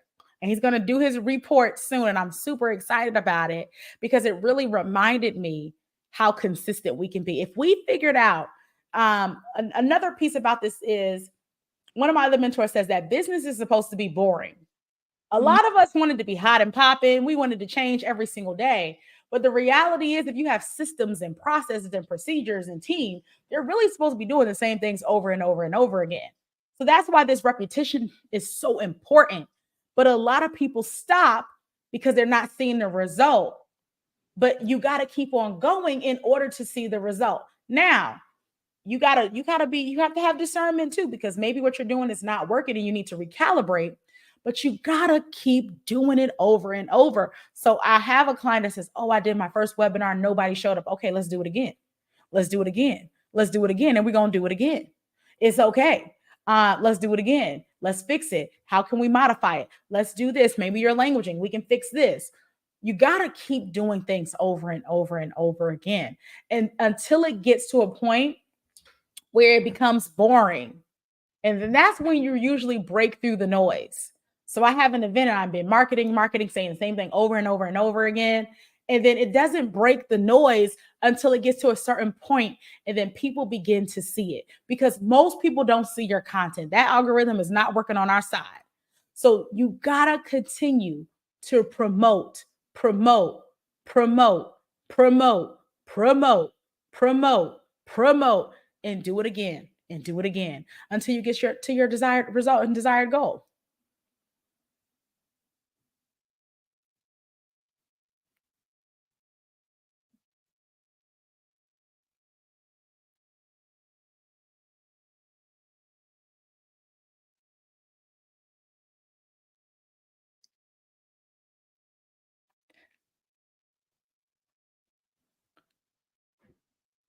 Uh, okay. Awesome. I'm here. My No apologies. worries. I heard you mention consistency, and I guess Yes. tried before jumping right back into it, but it's the truth. The simple things, doing them every day. You're right. It may feel boring, but that's the work, right? And after a while, that's when you do start to see the results. So I just wanted to let you know that I was listening. No worries. Yeah, because you're sharing with us and we value and appreciate your time. So thank you so much. My next question, how do you provide support and accountability that entrepreneurs need to reach their untapped potential? So you're providing all of these services, but how do you provide your support? Like how is that built into your service offering? Great question. So we actually have coaching programs, group coaching programs, and a mastermind, and we do that through our live events as well. So we meet with entrepreneurs one-on-one monthly and bi-monthly in our group programs. And every single month, we are identifying what our goals are and what we need to accomplish. If it's specifically, some of them are creating their digital products and online courses and curriculum. We have curriculum and trainings for them, online courses that they can take. And then we're answering their questions. And then for our mastermind, it depends on what they're working on. Our mastermind members have businesses and they're growing them to 6 and multiple 6-figure enterprises. So I customize the support for them. And then what I understand is that community is so important. We lost a lot of that during COVID, the connection and connectivity piece. So community and live events is super important to me. So we meet with our clients, whether it is every 6 months, sometimes every 90 days in person, to support them so that they can be connected to other entrepreneurs. And we don't want people to feel like they have to do this alone. So we're making sure that there's consistent touch points. That's me as an educator. That's very important. When I was in Philadelphia, I had 100 students. I had barely limited prep time. So I was used to teaching all day and all night. But the internet, I don't have to do that as much, but I want to make sure that I'm pouring into people, especially people who make investments in themselves. I want to make sure that I'm giving them the best support possible.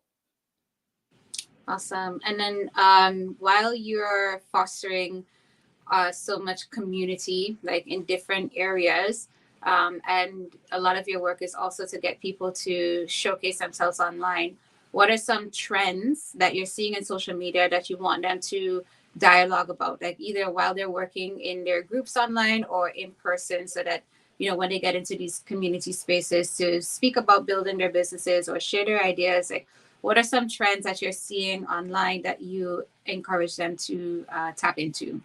Great question. One of the things that I am known for is execution. So when we are in person, we had one event that we had in March was our speaker showcase. Most of my clients want to be speakers. They want to build their own brands and they want to be thought leaders. So we host events specifically for them to be speakers. They get video footage. So now they have content of them speaking on a stage. They get photos. So now they have photos that they can use for their social media, for their media kits, so that they can get other opportunities. One of the things that I'm always going to do is create opportunities for my clients in real time to be positioned properly. At my upcoming event, we have a content creation day where we're going to go to a content creation studio and create content, 30 days worth of content in real time. Prior to us going to the studio, I have 2 content creators that are going to come in and teach them how to create strategic content for business owners. And a lot of this content will be vertical video content. So I know that depending on when you're watching this, you may have heard about the TikTok ban, right? It's law, it's been signed by President Biden. TikToks the countdown to see what they're going to do, whether they're going to sell this platform or are they going to be owned by a China entity, right? And then they're a Chinese entity, and then they're going to be officially banned in about a year or so in the United States. So me as a social media person, that is information that's important to me, because there are people right now who are panicking because they don't know what to do with themselves because of this TikTok ban. They built an entire business on a platform. So they need, but the type of content that was created by TikTok, the type of culture, the type of cultural shift that TikTok has created is still going to be there, even if TikTok is banned in the United States. Vertical video content is not going anywhere anytime soon. So we have to leverage it. Before I could have said, make TikTok videos, be on TikTok. I will say vertical video content. It's the type of content, not necessarily the platform, that we need to focus on. Creating video is going to be powerful for you. It can grow your business and it can take you places that you never imagined. And how do you allow or teach or coach and train your entrepreneurs to be or foster that creative side, but then also to be very cognizant of the business that actually needs to get done? Listen, you got to be in the business, work on the business. So when it comes specifically to content creation, I'm a huge proponent of content batching. So you need to put some time in your calendar and you need to sit there for whatever, 2 hours, 3 hours, whatever your time frame is. For our ladies, you know, we have to have those photo outfit changes. Just make it an entire thing. Maybe you get some support if you have a child or somebody that can support you, so you can knock it out in a couple of hours. You know, make it a part of your business model. And then the rest of the time is you actually running the business. So we don't have time. I think I have a video on social media like right now. It's like, we don't have time to do content every day or videos every day. We run a business, but we have to be strategic about putting content out there and creating it. So when I'm creating it in a batch. I'm getting my makeup done, making sure my hair look like something, having my clothes on, identifying what my topics are, leveraging artificial intelligence to help me create the topics based on what my target market wants to hear from me, sitting down, creating the topics and creating, and then sending that to a team to edit it and chop it up and make it more palatable for social media. But we gotta, if you are the visual, if you are the personal brand, if you are the face of your brand, your audience is going to want to hear from you. So it's going to be important to create content.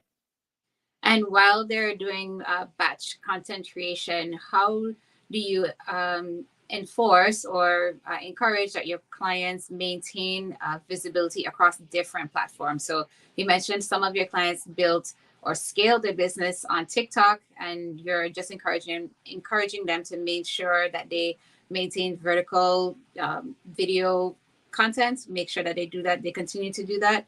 But how do you support them to create a cohesive brand across different platforms? So the beautiful thing is, if you have one piece of content, we also talk about content repurposing. So content batching, you're creating all the content at one time, you can multiply your content. And people don't take full advantage of this. If you've been in business for a while, if you've been doing, so for me, let me use myself as an example. I've created over 1,000 videos. Probably 2,000, who knows how many at this point, but thousands of video content, hours of content that I've done over these last few years. At some point, I'm saying the same stuff over and over, right? So you can have that content transcribed. So now that same video has become a blog post. It can become tweets. It can become Instagram posts.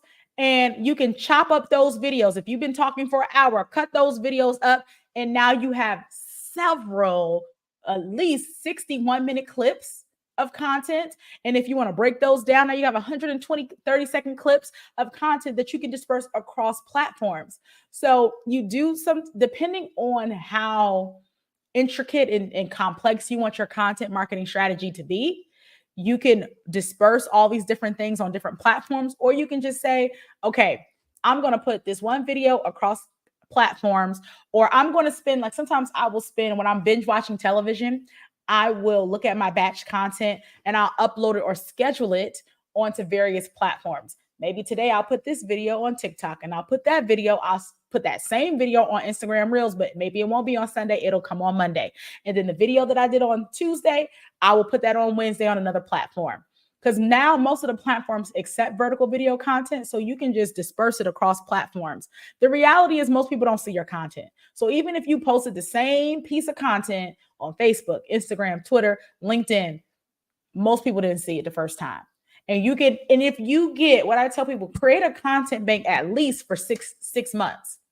You can begin repeating some of that evergreen content again, because I promise you, the person who started on January 1st is not the same person that started on July 1st. You can literally repeat your content until you have a year to 18 months worth of content that you can use over and over and over again.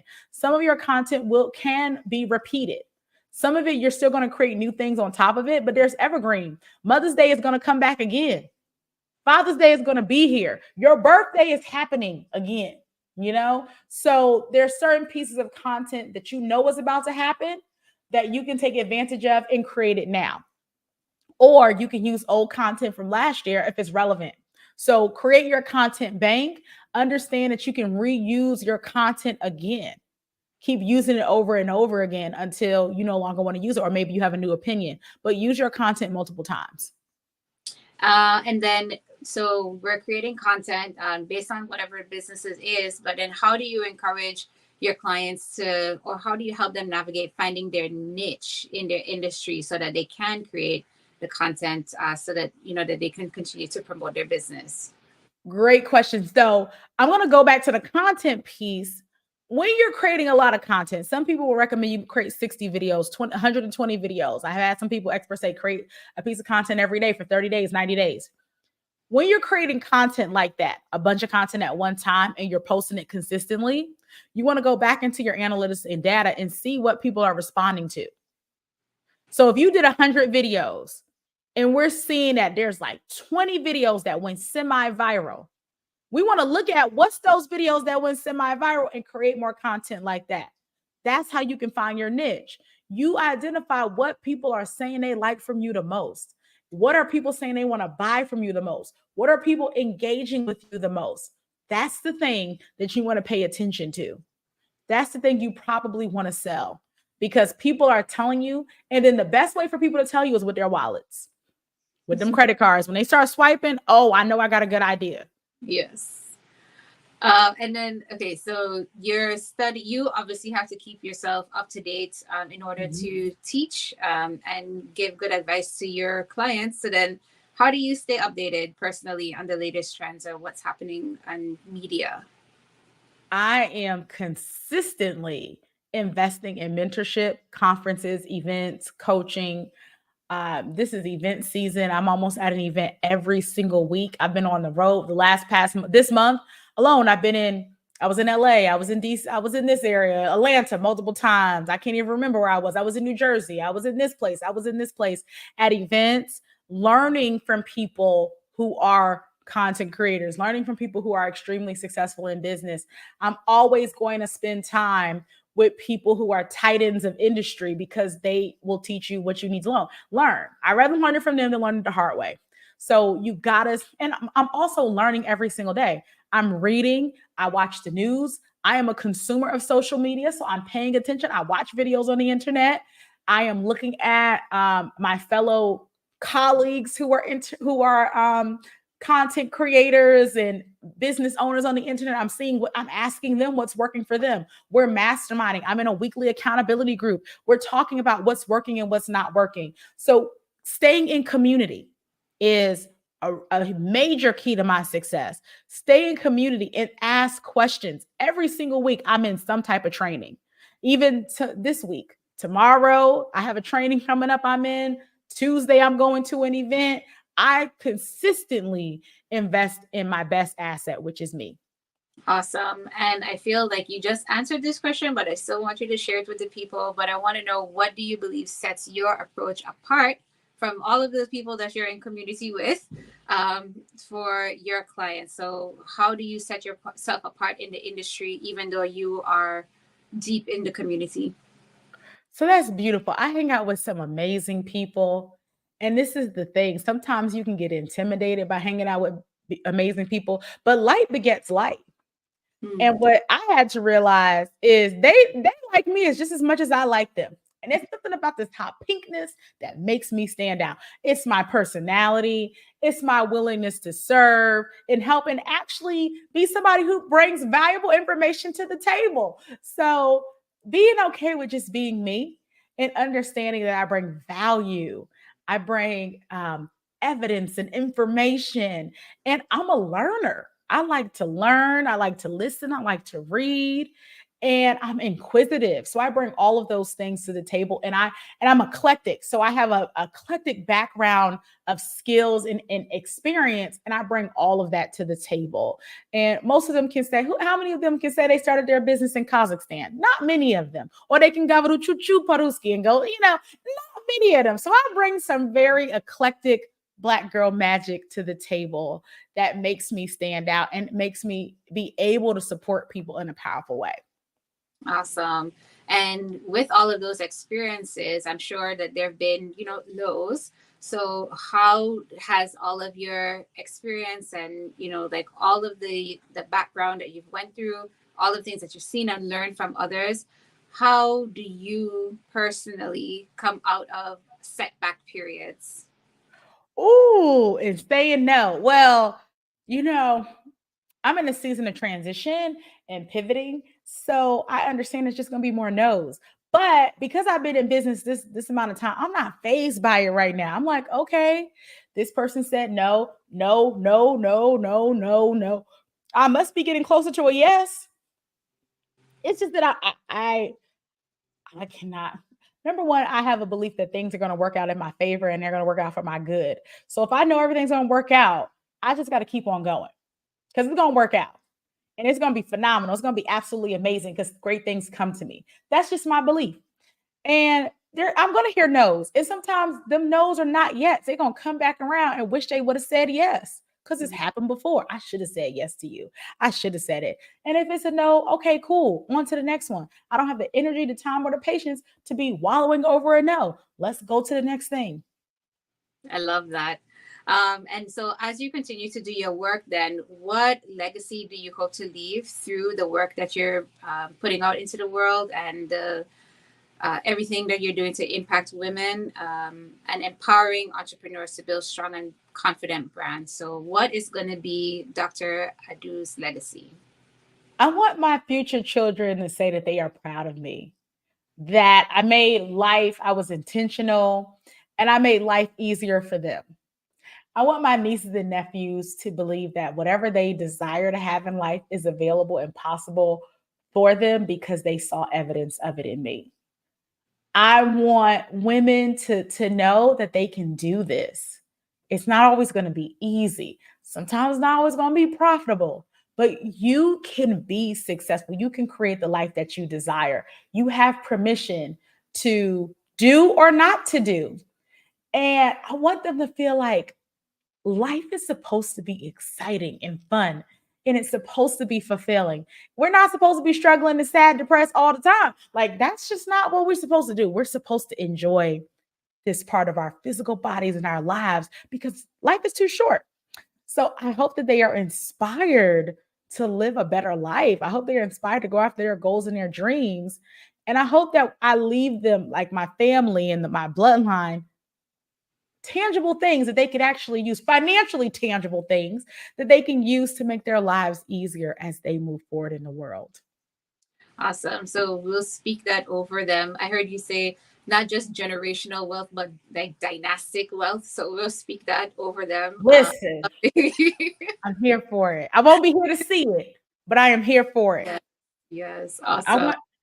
When it comes to dynastic wealth specifically, we're talking about hundreds of years worth of wealth. We're talking about the Disneys, the Waltons, the Bezos, the Knowles Carter clan. Their kids don't got to work. Right. Like, they come out the womb, millionaires and billionaires.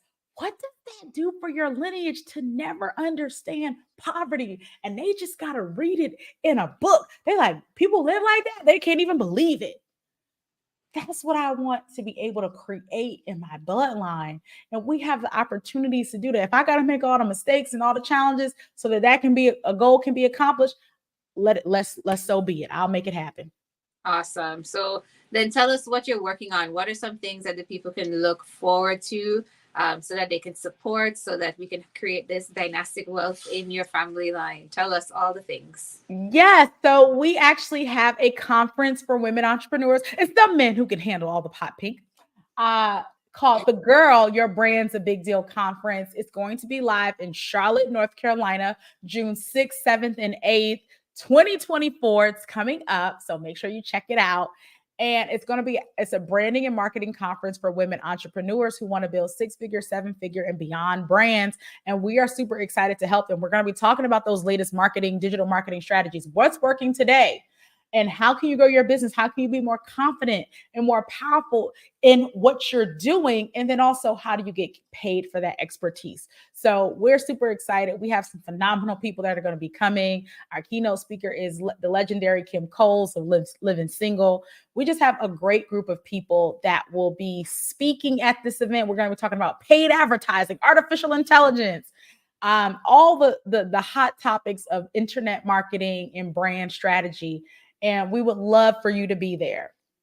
Awesome. So definitely make sure to share all of that information with your colleagues, so that you can support Dr. Adu. It sounds like it's going to be a fantastic time.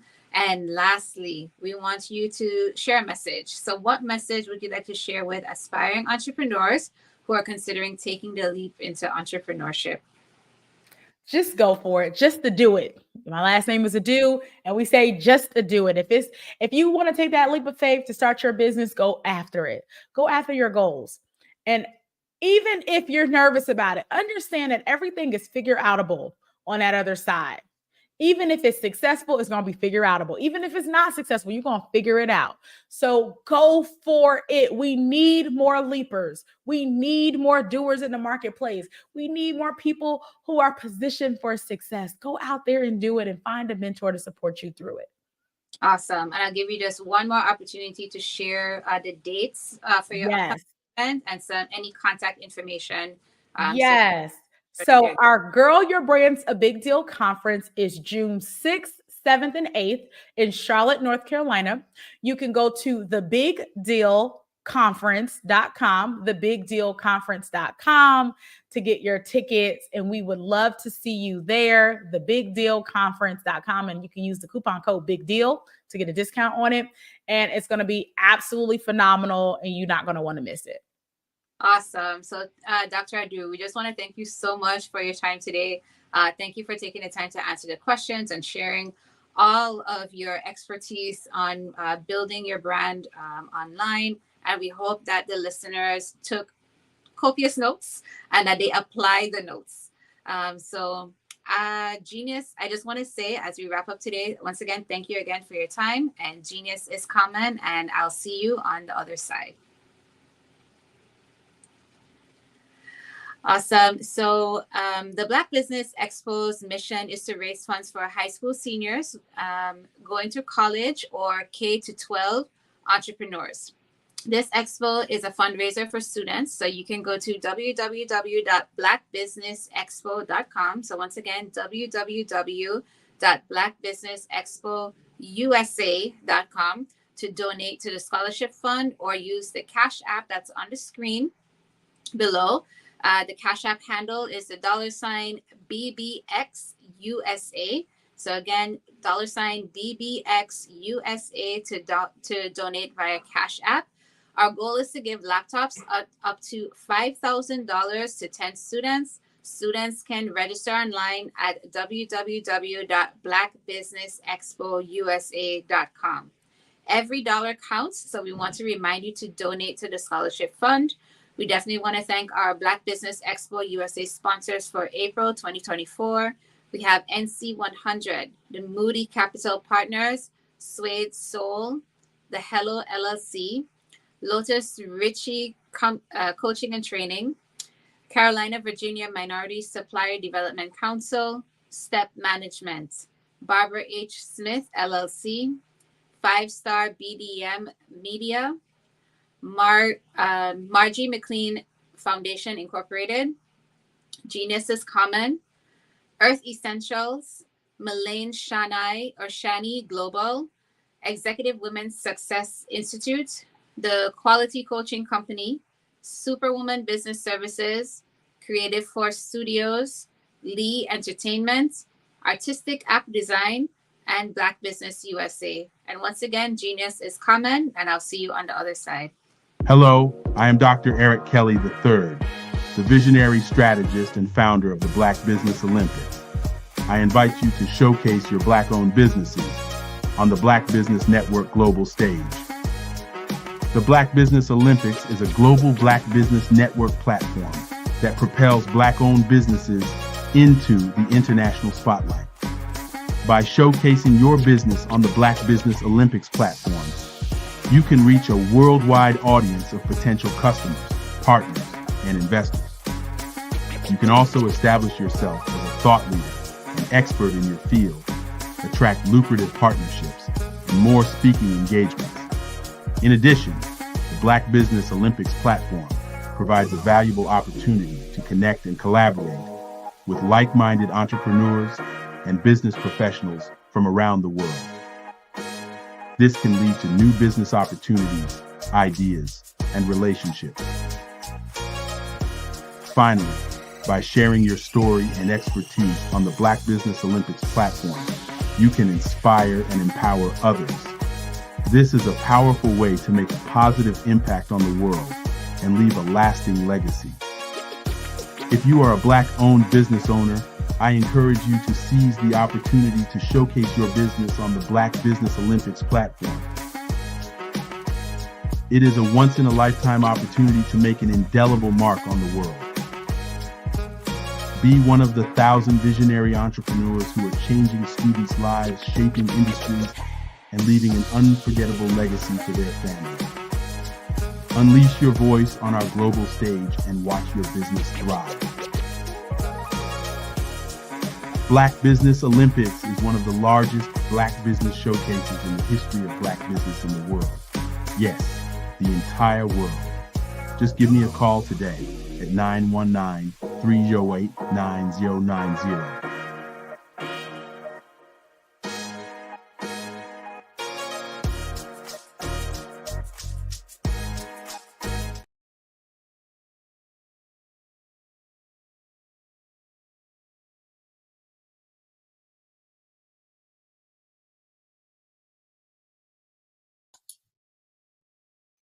Hi, I'm Barbara Smith. Genius is common. My genius is executive coaching and professional corporate training. As the master executive coach and corporate training ambassador for the Genius is Common movement, I help business owners craft their stories in such a way that you know exactly what they do, what they have, and what they bring to the table. Many times as business owners, we are asked, so what do you do for a living? And we could be crushing in our businesses, but we're not quite sure exactly what to say in a short amount of time. Well, I help you take those stories that are the reason why you're in business and why you're so passionate about your business and craft them in such a way that people are drawn to you, as opposed to being repelled by you. Because every conversation, every time you talk to someone about your business, you are excited about it. But are you really conveying what you do, what you have, and what you bring to the table? And do really people understand why you care so much and why they should care that you have the solution to their problem? Well, I'm here to help you with that. As a master storyteller, I can help you with your stories and spin them in such a way that they are intriguing and fascinating. People want to listen to you talk about your business. That's why at the Genius is Common movement, I am the master executive coach and professional training ambassador. That's my genius. And genius? Oh yeah, it's common.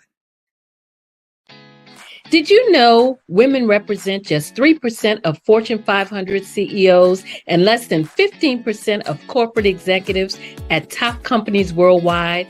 Have you wondered what the secrets are to getting into the top ranks, whether in the private or public sector? Do you want to figure out how to stop being held back in your career or passed over for promotion? Then you're in the right place. Hi, I'm Dr. Madeline Ann Lewis, President and CEO of the Executive Women's Success Institute. I have decades of experience in the military, the federal government, and corporate America, and my mission is to help women succeed and tap into their full potential. I want to reach 1 million+ women around the world to become the leaders they are meant to be. So if you want to move into a management or executive level position, or maybe you are a female veteran transitioning out of the military into business entrepreneurship, then reach out to the Executive Women's Success Institute at 301-693-3284. Let us get you on the fast track to success.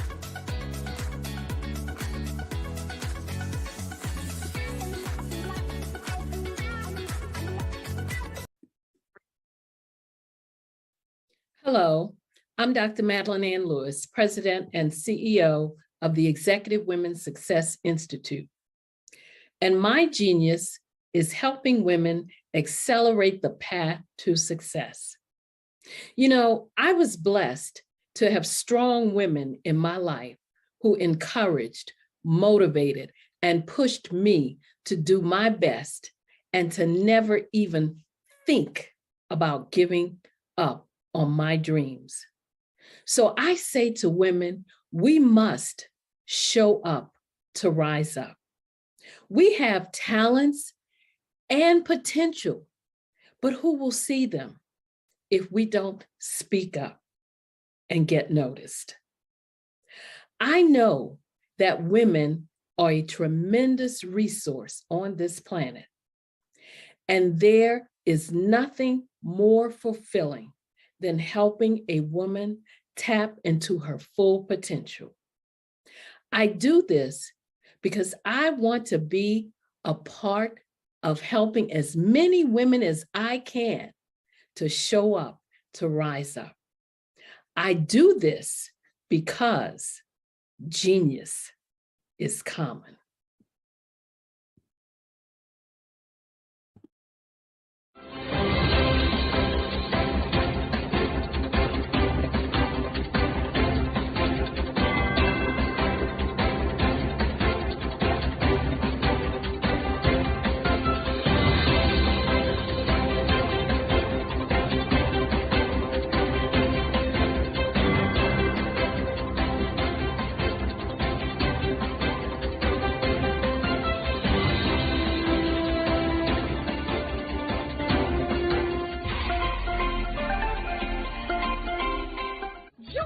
Dr. Eric Kelly III and a host of phenomenal speakers from all around the globe for this 7-day virtual event that you don't want to miss. The mission of the Black Business Expo is to raise scholarship money from kids all the way from high school, all the way from college. The Black Business Olympics is one of the largest Black business showcases in the world. It is an opportunity for businesses and companies to showcase their businesses globally. We are going to be giving away laptops up to $5,000 away to students. Again, I'm Olivia Appleberry, the founder of 2 Cents Finance and one of the speakers for the expo. I am so excited to see you there. For more info, go to www.blackbusinessexpousa.com or call 919-308-9090 and hope to see you there. I am Black Business. From the moment I wake until the time I sleep. Yes, I am Black Business. I am Black Business. Tell me, are you Black Business? I am Black Business. Do you support Black businesses? Listen, I support Black business because I am Black Business.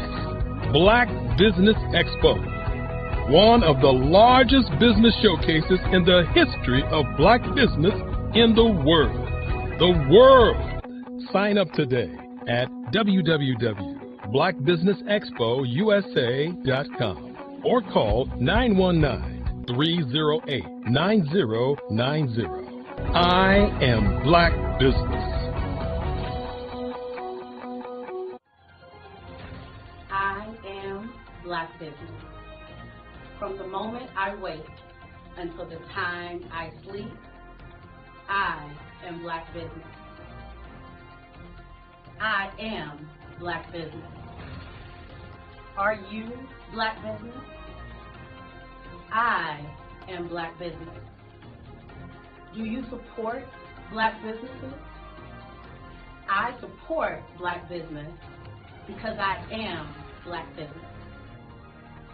Black Business Expo, one of the largest business showcases in the history of Black America in North Carolina. Join Dr. Eric Kelly III and a host of phenomenal speakers from all around the globe for this 7-day virtual event that you don't want to miss. The mission of the Black Business Expo is to raise scholarship money from kids all the way from high school, all the way from college. The Black Business Olympics is one of the largest Black business showcases in the world. It is an opportunity for businesses and companies to showcase their businesses globally. We are going to be giving away laptops up to $5,000 away to students.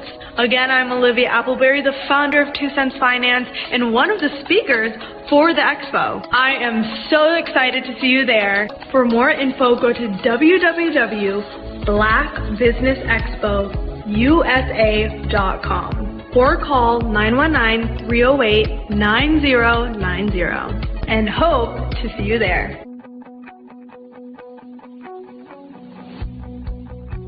I am Black Business. From the moment I wake until the time I sleep. Yes, I am Black Business. I am Black Business. Tell me, are you Black Business? Black Business Expo, one of the largest business showcases in the history of Black business in the world.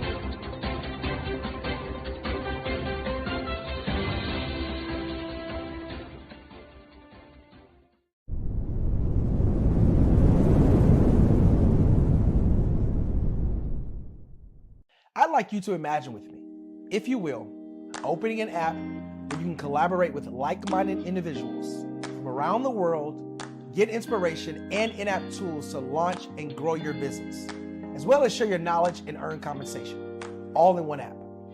Well, the name of that app is Truso, short for Truly Social. Hi, I'm Matthew Newman, the founder and CEO of Truso, a new concept in social media. Truso is designed from the ground up to be a platform that's both social and empowering for all its users. How exactly do we do that? I'm glad you asked. First, Truso brings the world together via video. Psychologists assert that video provides a significantly more effective connection than audio only. When you enter a community on Truso, you're face to face. Second, on Truso, you don't have to have 1 million followers to monetize. Our business model allows all hosts and moderators to monetize, no matter the size of your following, by 1, producing fee-based content, and 2, inviting others to join the platform as subscribers. Even more, Truso has an in-app resource library with over 100 free resources, forms, and documents to help you build your brand and grow your business. Third, Truso is inclusive. The deaf and hard of hearing communities make up 360 million people worldwide. Unlike audio-only apps, Truso embraces this community, providing a networking platform that allows them to participate via video and closed captioning. We even have a deaf and hard of hearing foundation in the works as well. Fourth, Truso is both social and safe. We refer to Truso as a virtual extension of the beauty shop, barbershop, and brainchild of the community. A place where there's laughter, along with wisdom, growth-oriented conversation, and genuine connections in a safe space. Trousseau even has proprietary security to ensure we maintain a safe environment for everyone. Where are we at now? Trousseau is live, y'all. We've launched in beta and we're acquiring users daily. We have an incredible development and marketing team, plus amazing celebrity influencers at the table, helping us spread the word around the globe, beginning within the African diaspora and beyond by creating a safe space for growth, connection, and collaboration. We're truly excited about Trousseau. We've created something special for which there is a global market. And we invite you to embark on this journey with us as a shareholder. The future for Trousseau is truly bright. Join us and let's go there together. Artist to me is a creative expression of something from nothing. You know, it explodes onto the canvas, or it explodes on in my work. One of the things that I try to do more than anything is I try to just give the lines and the movements and emotions and expressions into what I do. Art really means to me a chance to express how I feel deep down inside. Most of my art begins as a thought that I might have, you know, whether it's sports, whether it's history, whether it's a woman or a man. It pretty much starts as an idea of thought before I get into the actual image of what I'm going to draw. I do a lot of historical pieces. I was a history minor in college, and I love to do history pieces. And a lot of times I'm thinking about history, and then I try to make that history impact you as you look at it. That's one of the reasons I do pictures so large. You know, people ask me, why do I do the pictures so big? And I tell them, I want the piece to impact them as they're looking at it, to kind of dominate them, dominate their space. And most of my pieces I try to do off page. I don't try to do anything that's going to be in those four corners or in a square. And I want your imagination to be a part of the piece that you're looking at.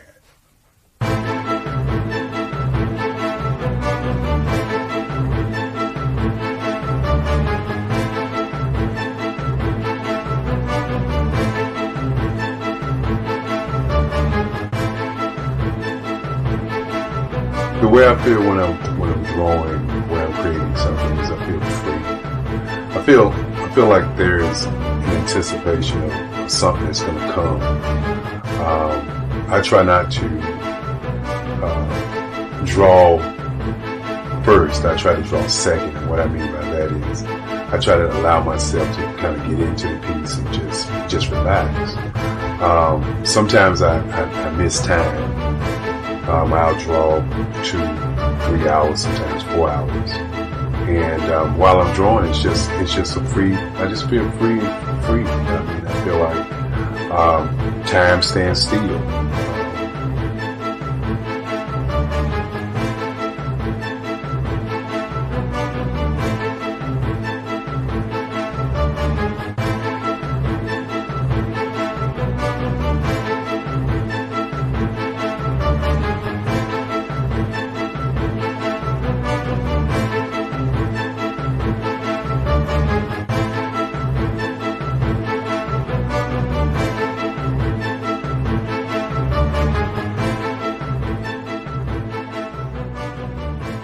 That's what it's all about in terms of the lines and the colors in my work, is to get an expression, to go deeper and past just what you see on the surface, but to go and try to find an expression that everybody gets a different taste of what that expression is, whether it's anger or whether it's being happy or whether it's being, kind of calm or nonchalant. That expression that people take away from the piece is the most important part of what I do as an artist. Bold is the size of my pieces, where I try to do the piece larger than life, to kind of push forward toward you. That's what the boldness is all about. It's not so much about the lines, it's about the size.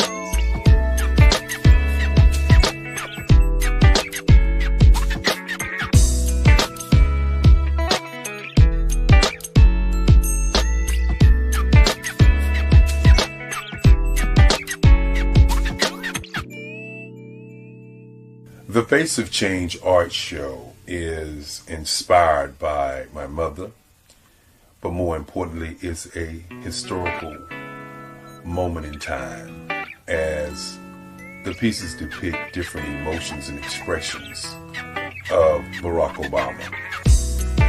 The 44th president is indicative of the 44 pieces of art that I have done in this particular collection. When you begin to think about expressions and portraits, this is a portrait gallery of expressions of what transpired as Barack Obama ran for office. Some of the pictures are abstract and some are expressionistic. And I combined both of those forms of art to create this collection of art pieces.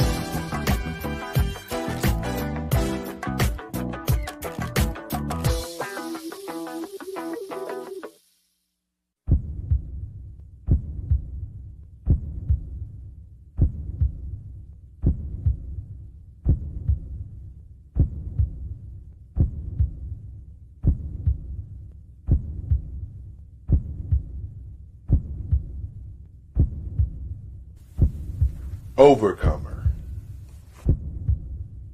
brilliant, ambitious, motivated, awesome. Obama.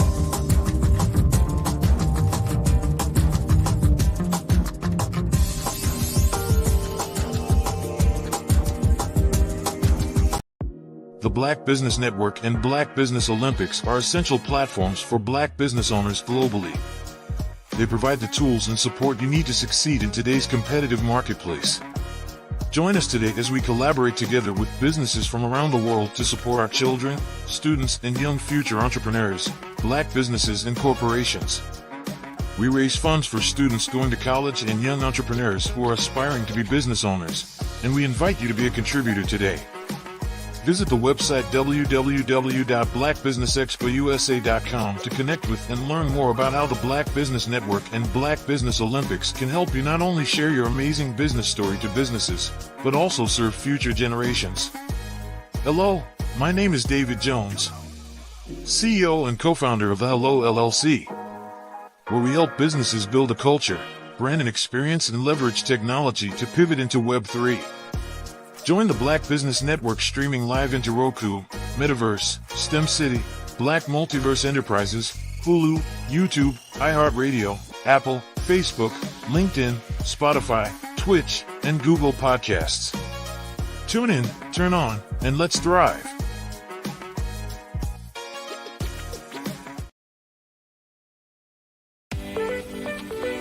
You are in the right place at the right time. The Black Business Network opens again for its Black Business Olympics, a 24/7 broadcast on business, strategies, global branding, social media marketing, finance, advertisement, and much, much more.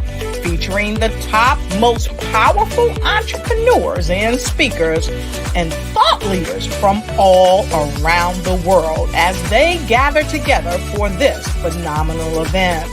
Join the Black Business Network streaming live into the Metaverse, STEM City USA, Black Multiverse, Pod TV, Roku, Hulu, iHeartRadio, Apple TV, YouTube, TikTok, Instagram, Google Podcasts, Facebook, LinkedIn, IBM TV, Spotify, and Twitch. Tune in today and be a part of this amazing movement. The Black Business Olympics welcomes you.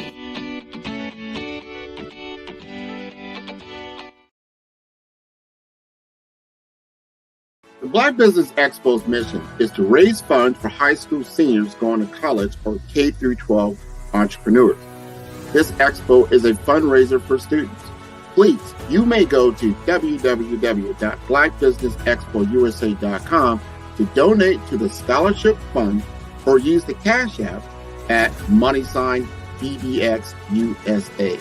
Our goal is to give laptops and up to $5,000 to 10 students. Students can register online at www.blackbusinessexpousa.com. Every dollar counts. Please donate to the Black Business Expo USA Scholarship Fund.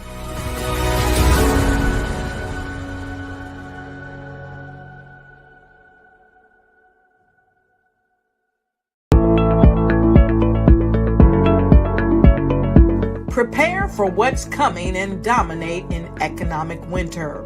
Stand strong and thrive by showcasing your great products and services globally through the Black Business Network and Black Business Olympics. The Black Business Network has showcased over 2,000 companies with over $7 billion in sales each year.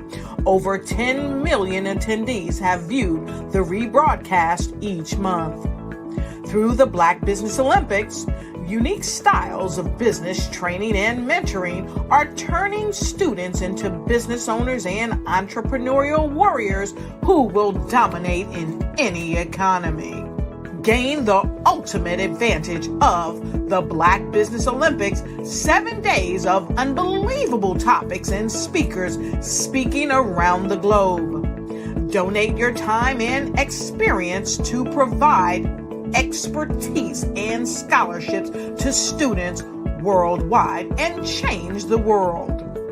Now, more than ever, new insights, tools, strategies, and capabilities are needed. This is your chance for a major presentation to the world. Fill out the form and join the more than 2,000 speakers who have presented to over 200 countries. Join the Black Business Network streaming live into the Metaverse, STEM City, Black Multiverse Enterprises, Hulu, Amazon, YouTube, iHeartRadio, Apple, Facebook, LinkedIn, Pod TV, IBM TV, Spotify, and Google Podcasts. Sign up today. Spaces are limited, and we will see you there.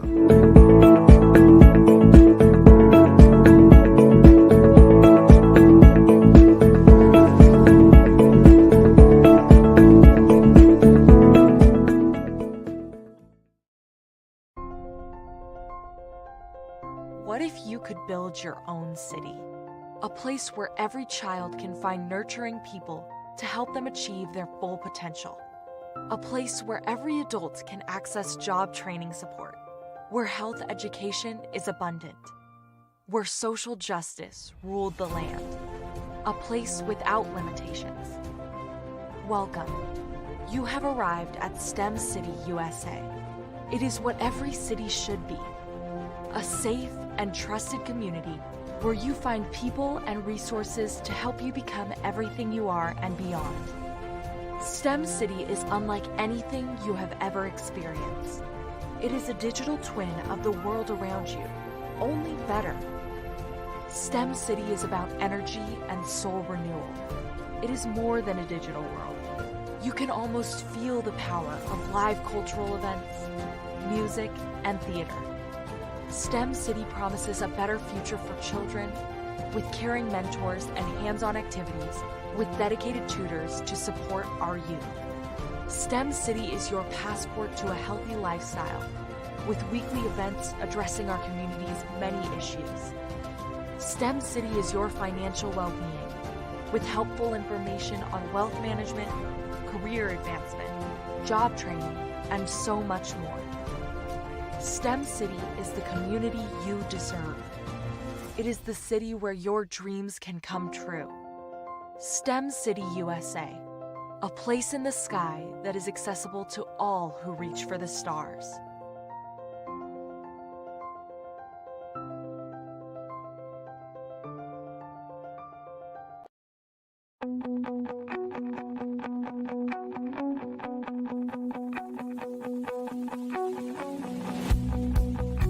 I am Black business.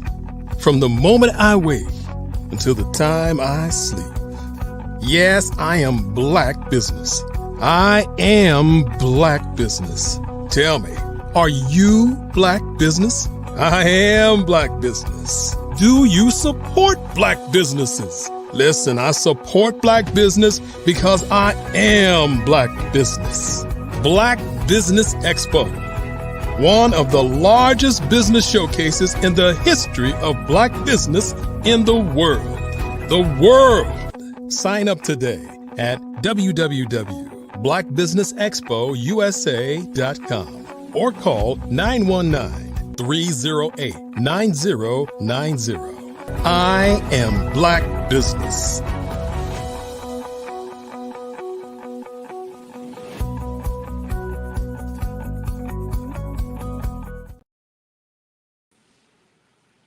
Okay. Good afternoon, business owners, entrepreneurs, thought leaders, and corporations. Welcome to Black Business Network. My name is Helene Joseph. I am your business moderator for this afternoon on the Black Business Network. The Black Business Network is a 24-hour business network showcasing Black businesses, Black entrepreneurs, Black owners, and thought leaders worldwide. We have speakers from North Carolina, London, Singapore, Africa, Japan, and cities all across the United States. Black Business Network is a global community sharing its business knowledge to empower, inspire, and educate businesses about business. This afternoon, I have the honor and distinct privilege of welcoming to the screen our military veteran, Dr. Carrie Jackson. So Dr. Carrie Jackson is a veteran of the U.S. Army and a seasoned professional with over 19 years of experience in information systems management. In addition to her business ventures, she is also the co-founder of a nonprofit organization called A Grateful Heart Abounds, which aims to help at-risk individuals and bridge the gap between local resources, nonprofits, and those in need of service. So without any further ado, I want to welcome Miss Carrie Jackson, our veteran of the U.S. Army. Hello, how are you? I'm doing well, Miss. Okay. Well, I guess instead of this being a fireside chat, I guess I'm going to go live and do a presentation. Oh, wow.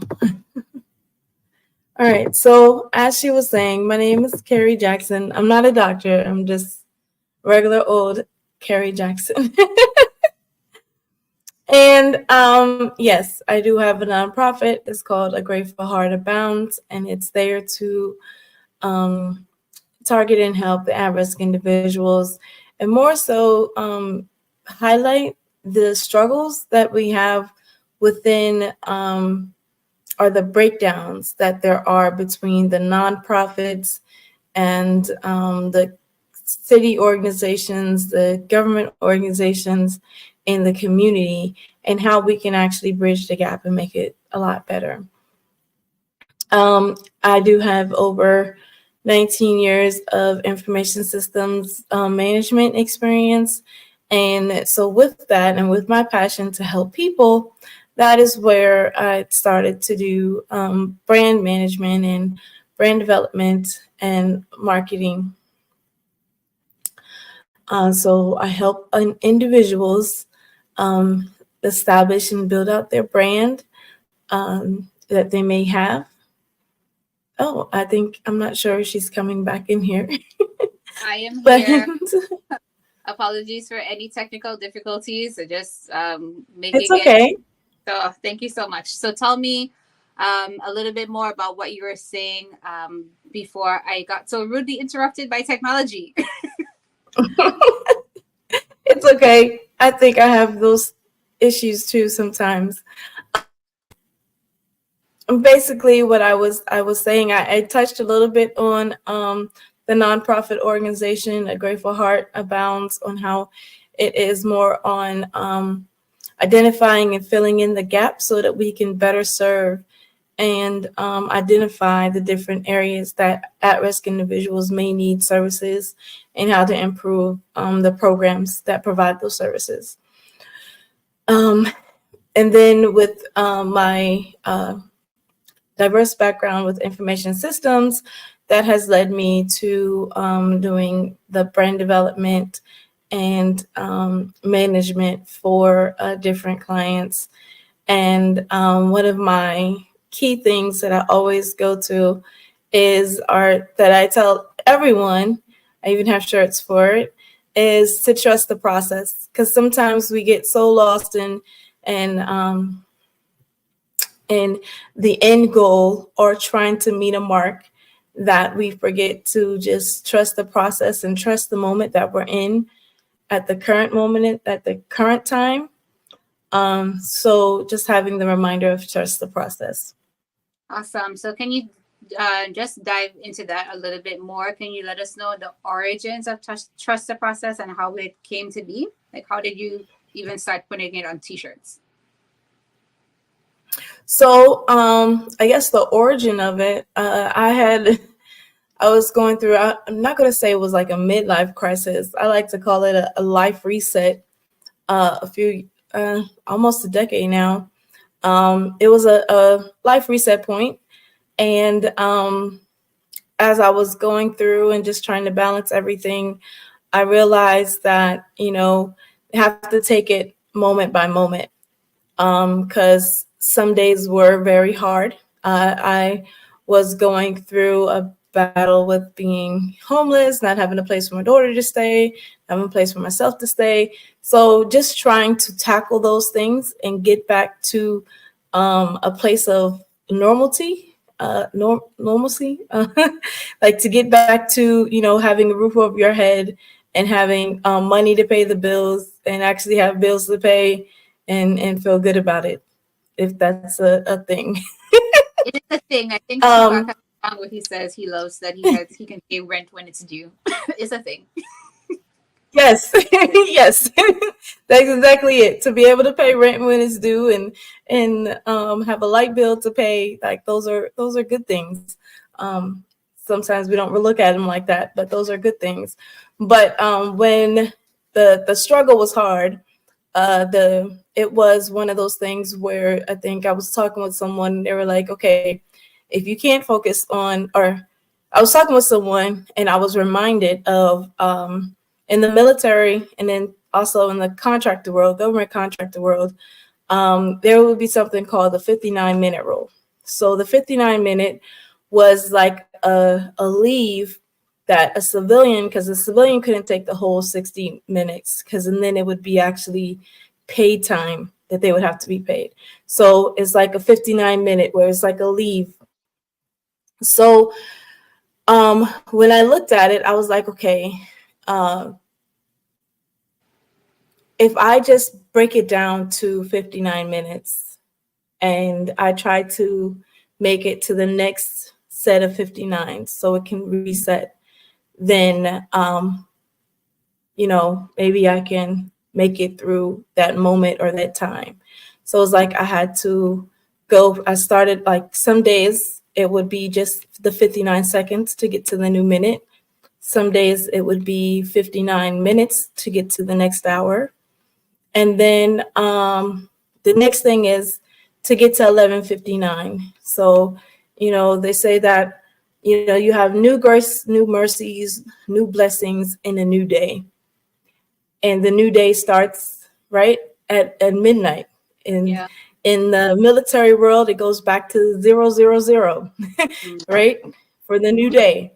So at 23:59 or 11:59, however you want to look at that time, like it's like if you could just make it to that 59th minute, then you have a new day. It's a reset. You can start all over and just take it and learn how to just go by the small progressions. Because sometimes we get caught up with trying to make those leaps, or, oh, we got this big task list to finish. But what if you don't finish that task list for the day? What if you can't check off all of those boxes, but you did check off one, So sometimes we have to take a moment. Say again? Give yourself some grace. Yeah, give yourself some grace. Just allow for that 59-minute, like apply that 59-minute rule to your life. Like say, okay, I'm gonna take this 59. That was my grace period, and I'm gonna go back and start over with the next set. So Awesome. So tell us, and you shared a lot already, but tell us what actually inspired you to get this project started, and can you speak to the mission if you haven't already? Okay, so as far as with the nonprofit, what inspired me to start helping those individuals was, I was already actively in the community, and I would get individuals that would come to me. They're like, hey, go check out this resource center. It's not doing what it's supposed to be doing and whatever. So one day I did actually go and check it out. And when I went there, it was something as simple as just like, it was a cold day and there wasn't anything hot for them to drink. So I went, I asked them if I could get some coffee or, some stuff for, the individuals that had been out in the cold hours, in the cold night, to have something hot to drink. And so, just that little bit would make a difference in, their lives, give them the smile that they needed, or that one little bit of substance to get them through the next day. So you remember on how I was mentioning on how I went and I was living, through the grace of the 59 minutes and trying to grow to get to the next point, And now I had a chance to give back. And so that's where it's a grateful heart abounds, because out of, the abundance of my heart, then I can then give back, and then they'll give back, because a grateful heart abounds. Awesome. The cycle that just keeps on giving. I like that. So tell us a little bit about who Miss Carrie J is and what your role is in the Trust the Process initiative. Okay, so Miss Carrie J is pretty much like who I am. In part of learning about brand development and brand management, I learned that you are your brand. I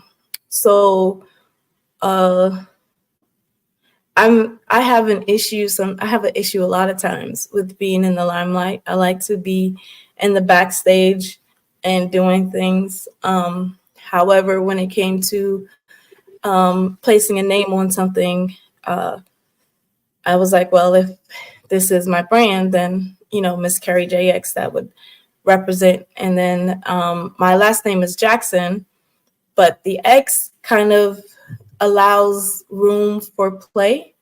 So it allows me to be the different versions of me, whether it is the nonprofit organizer or the brand developer or the event manager or the moderator or the speaker or the author. Like that X allows for all those different aspects to come out. And one of the things that is going to be coming out here soon is that I'm going to work on doing a podcast. And that podcast is going to be just about trusting the process. So plan to have different individuals that will come on there and talk about their adversities and then how they overcame it, or even on how they could be overcoming it on a day-to-day basis. One of the things that I have learned is that sometimes it's best to just have that real talk. The real talk helps you go through the trauma points that we tend to hide and run from. It's a little bit easier for you to apply grace and mercy for yourself or for someone else when you actually give the liberty of having that actual conversation between you and another individual. Okay, so it sounds as if you immerse yourself in the process of it all. So how does trust the process in to empower individuals in the community? Like, what is the actual work that's being done in the community to empower the people? All right, so as of right now, I had to place a pause on my current activity, but the activity is still to provide that encouraging word, the small drink of coffee, tea, oatmeal, grits, whatever is needed to help them have the encouraging word. And then to be there if they need someone to call on and talk to. That those are still the guiding points. Awesome. And then are you able to share some success stories, of any individuals who have benefited from trust the process? Or any Yes, so there was share? yes, Share. so yes, so one me second.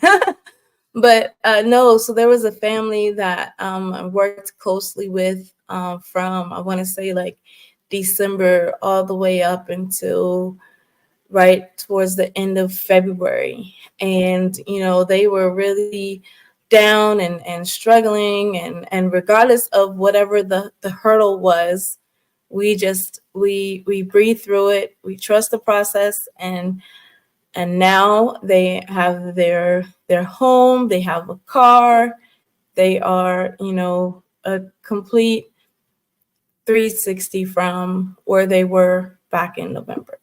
Oh, wow. Congratulations. That's huge. So now they're experiencing the joy of having rent to pay, which is amazing. Yes, now they're experiencing the joy of having rent to pay and electricity to pay. Yes. Oh, the joys. The little pleasures in life, it's the simple things. Yes, yeah.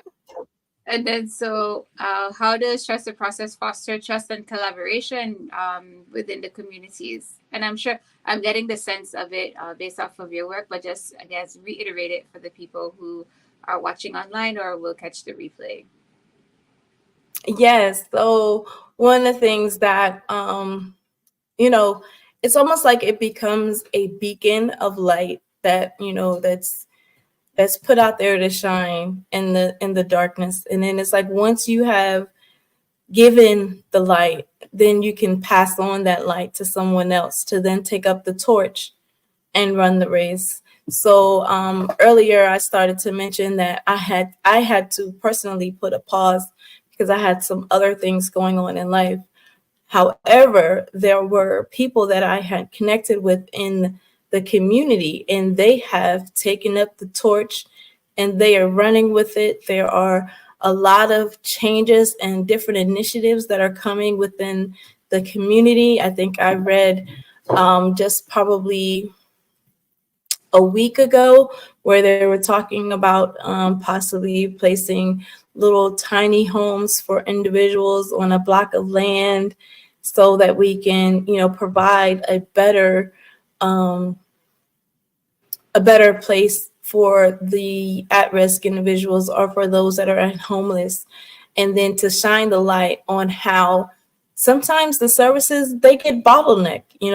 There's people out here that have an emergent need where it's like they don't need, to wait 3 weeks, 4 weeks, go through red tape in order to get services that they need. The need for someone that's at risk or someone that is actually in a homeless situation is, it's like a 24, 72 hours, like, what can be done to help sustain for this moment.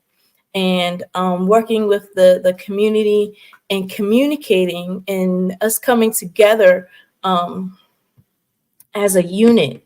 If I think back, where a couple of months back, that we were still trying to identify key players, key organizations that make things happen. And since then, like, there's a lot of them that we've come together as a unit to help one another, better service those that are at risk. And that is the goal, and that's the beauty, to be able to see those things happen. Wow. So I think this next question fits right in line with what you just expressed, but we want to understand, what are the core values that guide Trust the Process in its work? Okay, you were breaking up a little bit, so Okay, I do believe you're going to need to repeat that question. Sure, no problem. I was asking, what are the core values that guide Trust the Process in its work?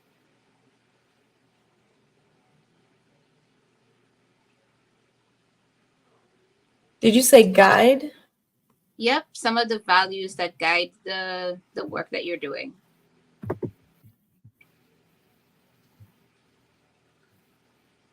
Did you hear me okay? I did not hear the question. No problem. I was asking, what are some of the core values that guide some of the work that you're doing with Trust the Process? Okay, so some of the core values in the work that I'm doing, I would say, would be faith and trust and patience. And at the end of that would be resilience, learning how to become a resilient individual through faith, trust, and grace. Okay. And then I know that you're mentioning some of the work that you're doing to help families that are in immediate need, but can you describe some of the programs or activities offered through Trust the Process that are related to equity and inclusion?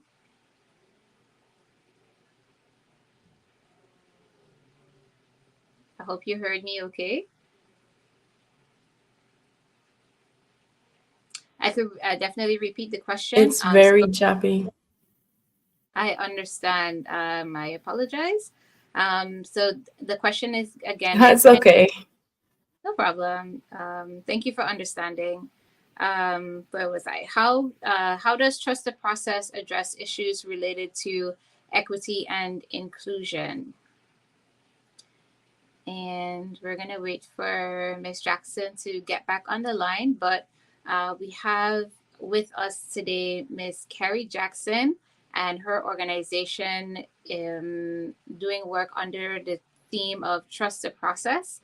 And she is a former Army veteran who's taken on some work in her community. And so we're really gracious to hear from her today and definitely appreciate her time. And we're going to give her a few minutes to get back into the room. And until then, maybe I can pull up more of her bio and I could share that with you so that we have a full understanding of the work that Ms. Carrie J is doing. So in addition to her work in the nonprofit sector, Carrie is also involved in a business partnership with Inkblot Strategic Consulting, where she helps other brands and businesses with their marketing and strategic consulting needs. Her entrepreneurial spirit and passion for identifying opportunities for investment and growth have allowed her to grow personally, professionally, and financially in the network marketing industry. So even though she has a huge heart to help the community, she's definitely positioning herself to make sure that the funding is there to be able to do that work. Carrie is also a contributing author in The Extraordinary Makeover, Hidden Expressions of the Everyday Woman, where she encourages women to realize their potential, to dream again, and to move through life boldly and unafraid. She is a dedicated mother and is known for her ability to get things done, which we love. And we need people like that in the community who can get things done. And she does this both in her personal and professional life. So Carrie looks forward to each moment that makes life great and is committed to making a positive impact in our community. And so we've been super grateful to have Miss Carrie J on the line with us today, and looking forward to hearing more from her.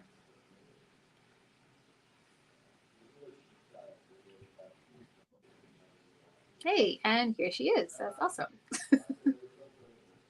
Yes. I don't know what I missed. This connection is no problem. I just went through more of your bio so that people knew more about you. And then I can jump back into the questioning. I wanted to know, I guess I can ask, what are some of the main challenges you've encountered while building and running Trust the Process?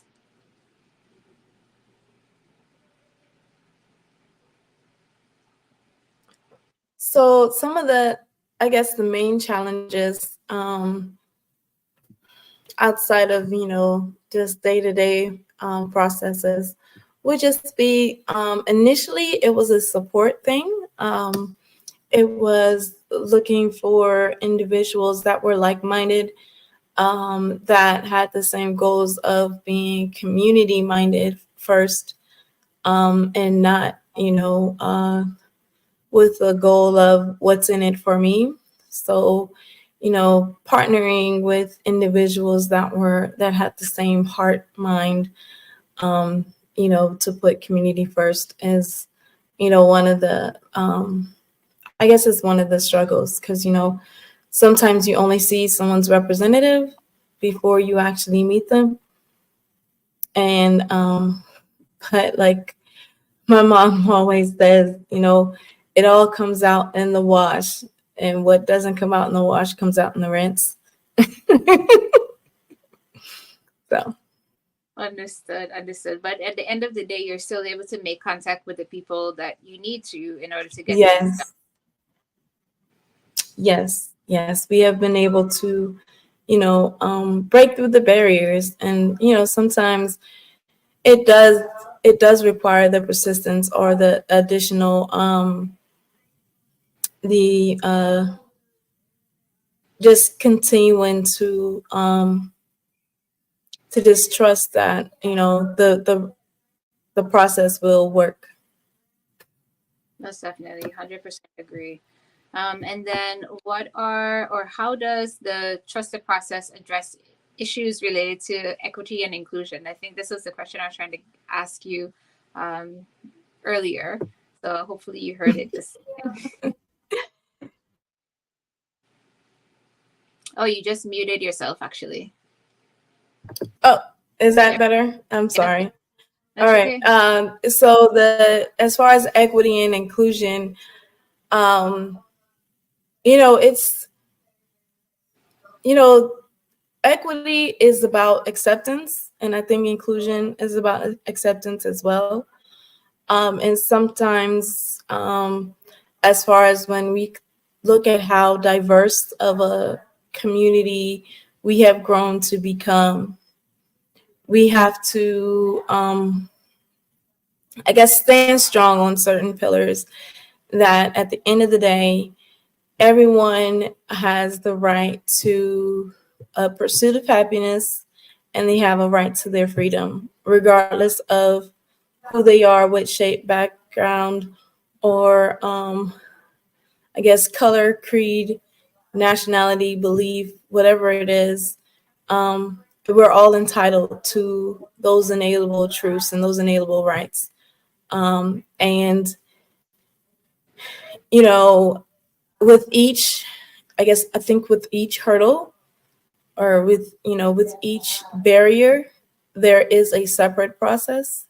However, at the end, like I said, it might be a long 59-minute, you might be counting 59 seconds for a while before you can get to that minute, because it may be a hurdle, because sometimes it requires a mind shift of different individuals within the community. And that's not something that tends to happen overnight or within a few weeks. Like, it requires a persistent face or a resilient stance in order for the mind shift to change. Agreed. And then, so what are some of the programs that maybe you used to run or are currently running with Trust the Process in the community, that maybe some other community members are helping you with running and facilitating?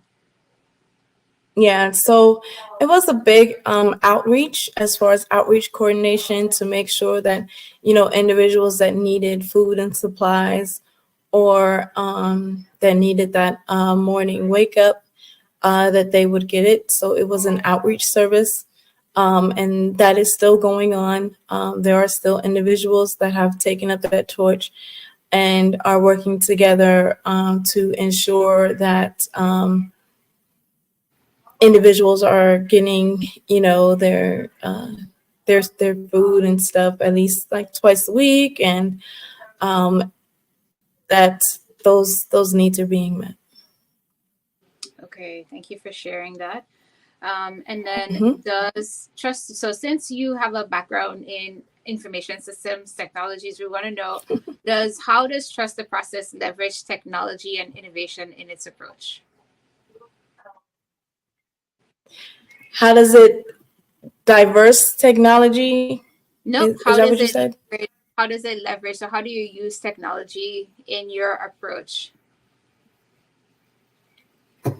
Okay, so that is where the podcast would come in at, because the podcast would be how it would use technology in its approach. There is the podcast, which will be debuting in May for Mental Health Awareness Month. And that will cover, the ongoing conversation, make it safe to have the conversation about mental mindsets, and actually having that mind shift. You can find me at Miss Carrie J, or Miss Carrie _JX. And then there's also a Grateful Heart Abounds on Instagram and Facebook. Awesome. Well, we want to thank you so much for your time. And we want everyone to remember that genius is common. And I'll see you on the other side. On the other side.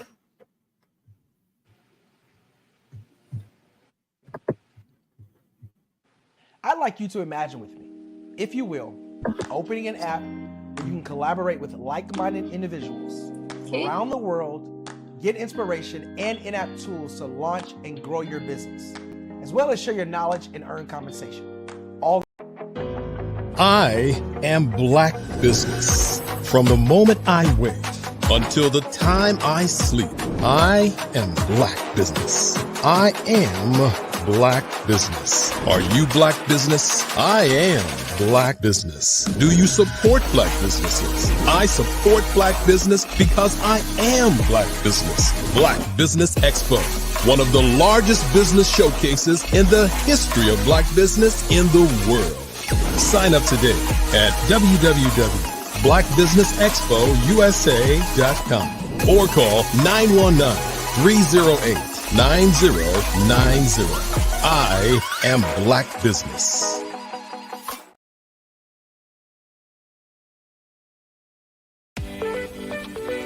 You are in the right place at the right time. The Black Business Network opens again for its Black Business Olympics, a 24/7 broadcast on business, strategies, global branding, social media marketing, finance, advertisement, and much, much more. Featuring featuring the top, most powerful entrepreneurs and speakers and thought leaders from all around the world as they gather together for this phenomenal event.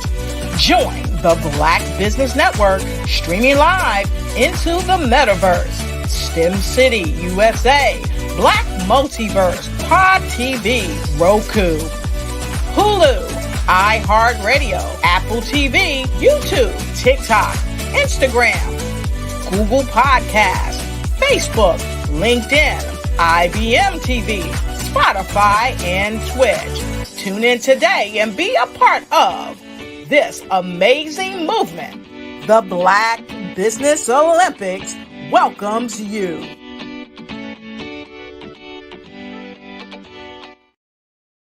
The Black Business Expo's mission is to raise funds for high school seniors going to college or K through 12 entrepreneurs.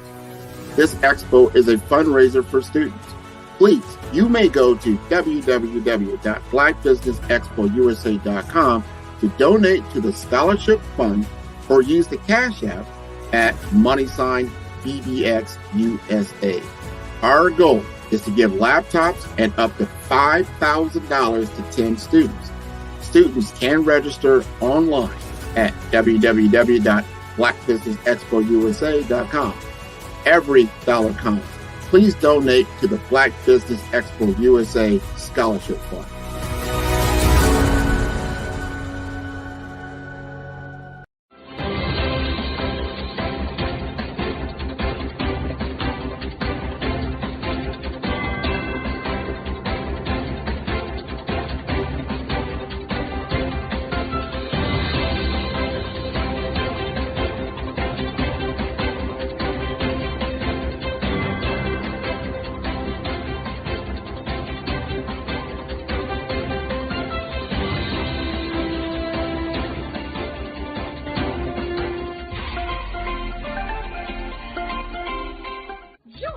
Dr. Eric Kelly III and a host of phenomenal speakers from all around the globe for this 7-day virtual event that you don't want to miss. The mission of the Black Business Expo is to raise scholarship money from kids all the way from high school, all the way from college. The Black Business Olympics is one of the largest Black business showcases in the world. It is an opportunity for businesses and companies to showcase their businesses globally. We are going to be giving away laptops up to $5,000 away to students. Again, I'm Olivia Appleberry, the founder of 2 Cents Finance and one of the speakers for the expo. I am so excited to see you there. For more info, go to www.blackbusinessexpousa.com or call 919-308-9090 and hope to see you there. I am Black Business. From the moment I wake until the time I sleep. Yes, I am Black Business. I am Black Business. Tell me, are you Black Business? I am Black Business. Do you support Black businesses? Listen, I support Black business because I am Black Business. Black Business Expo, one of the largest business showcases in the history of Black business in the world. The world! Sign up today at www.blackbusinessexpousa.com or call 919-308-9090. I am Black Business. I am Black Business. From the moment I wake until the time I sleep, I am Black Business. I am Black Business. Are you Black Business? I am Black Business. Do you support Black businesses? I support Black business because I am Black Business. Black Business Expo, one of the largest business showcases in the history of Black America in North Carolina. Join Dr. Eric Kelly III and a host of phenomenal speakers from all around the globe for this 7-day virtual event that you don't want to miss. The mission of the Black Business Expo is to raise scholarship money from kids all the way from high school all the way from college. The Black Business Olympics is one of the largest Black business showcases in the world. It is an opportunity for businesses and companies to showcase their businesses globally. We are going to be giving away laptops up to $5,000 away to students. Again, I'm Olivia Appleberry, the founder of 2 Cents Finance and one of the speakers for the expo. I am so excited to see you there. For more info, go to www.blackbusinessexpousa.com or call 919-308-9090 and hope to see you there. I am Black Business. From the moment I wake until the time I sleep. Yes, I am Black Business. I am Black Business. Tell me, are you Black Business? Black Business Expo, one of the largest business showcases in the history of Black business in the world.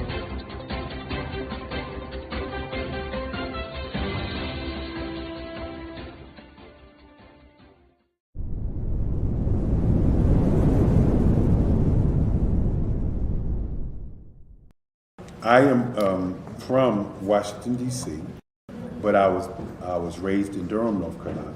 I came to Durham when I was about 5 or 6, and then I traveled back and forth to D.C. because it's where my people are from. One of the unique things about my family is my mother, she's also an artist. She does quilting, and she does a lot of artistic things, and then my son, he draws with both hands, his right hand and his left hand like I do. So that's kind of a family trait. And then my other son, he's a videographer, and my daughter, she works, she's a regional vice president for Sunglass Lab. When you start out drawing and sketching, you want to continue to explore, each avenue. I do pastels, I do pen and ink, I do painting, I do acrylics. I haven't done oils yet. But I try to do all facets of art. What I say to a lot of times to people is, you can't put yourself in a box when you're an artist. You have to explore. And over the course of my life, I've tried to explore different mediums. I also do sculpture as well. I choose my subjects by the intensity that they have in their faces or the intensity that somebody is moving, because I do more than portrait drawings. I also do I do abstract, and then I do figurative drawing also. Well, what happened in this particular show is that I started out trying to come up with something that would be a little bit different than what everybody else is doing. So I was working on a Barack Obama show, and they wanted me to do some paintings of Barack. And so what I did was, because of the deadlines, I kind of did it kind of fast. And then I realized when I was doing it fast, I enjoyed it. And so then I started doing other pieces the same way, and I started to enjoy those pieces also. And so I came up with this particular style.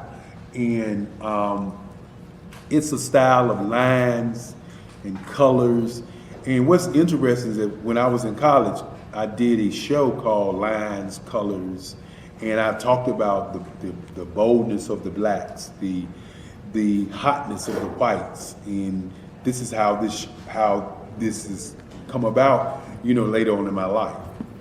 And the colors comes from a lot of the entertainers that I work with, where they wear different colors. They don't wear, your plain reds or your whites. They wear different colors, and so that's also another piece of what's giving me the colors.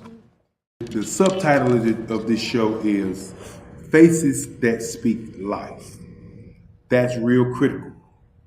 Faces that speak life. Each one of these pieces is a life source and a life energy that's being put on display for people that are looking at them.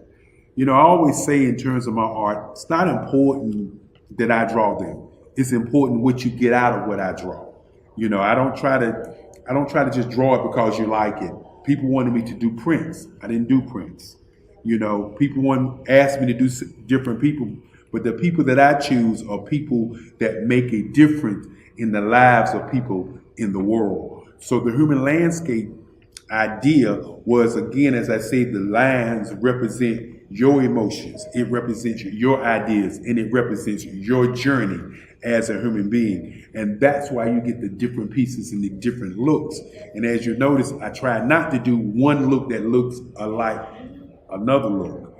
And that's what's the most important part of this show.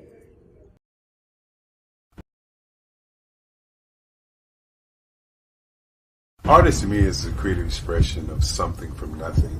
You know, it explodes onto the canvas, or it explodes on in my work.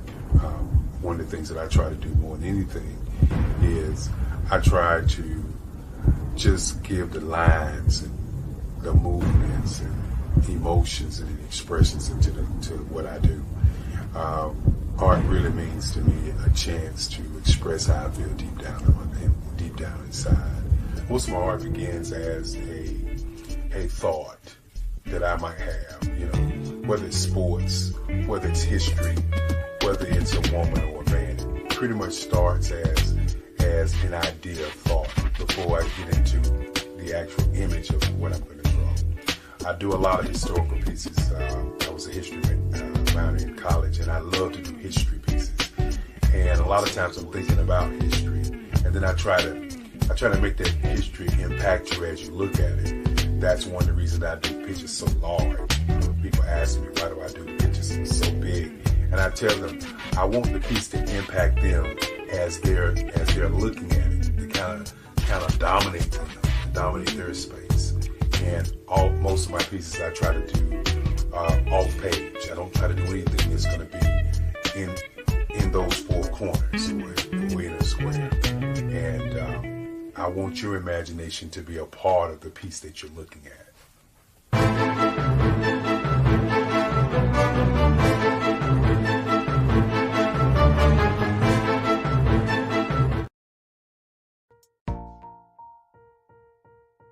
Have you ever seen a parent stressed out and needed a stress reliever with their child? One morning I was coming out of a store and saw a mother and her 3 or 4-year-old son.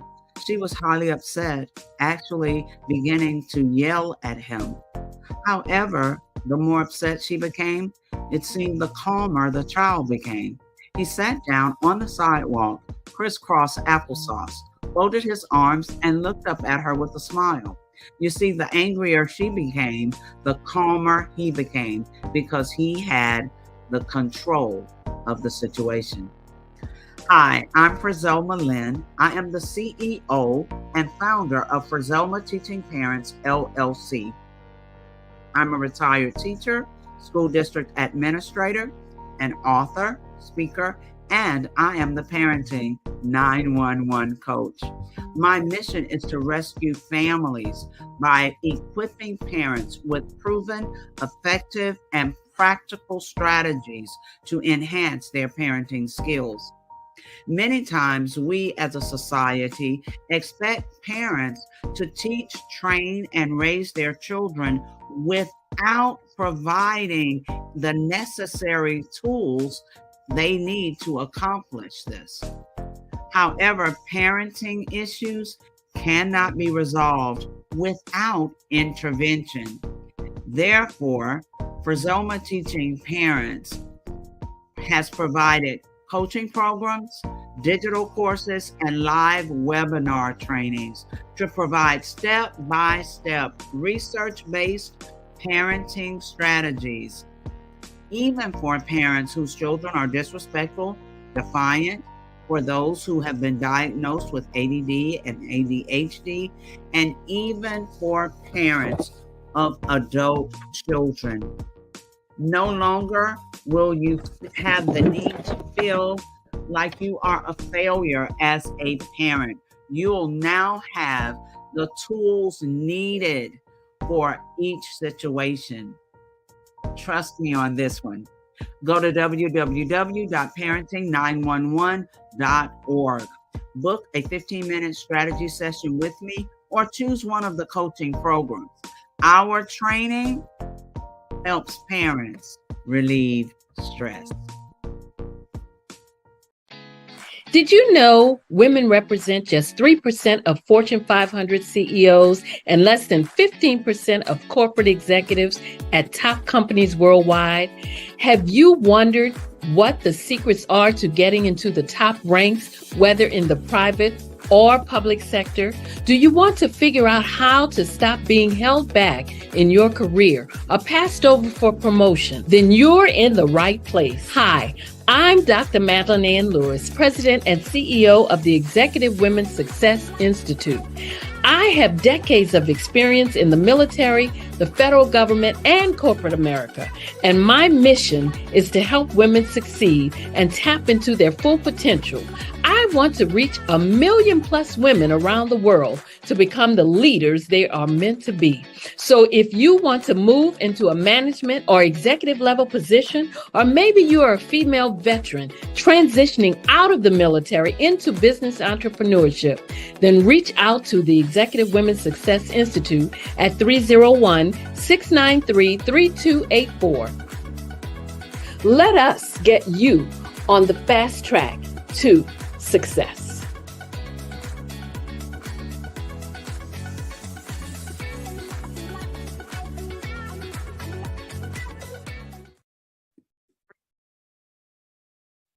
Hello, I'm Dr. Madeline Ann Lewis, President and CEO of the Executive Women's Success Institute. And my genius is helping women accelerate the path to success. You know, I was blessed to have strong women in my life who encouraged, motivated, and pushed me to do my best and to never even think about giving up on my dreams.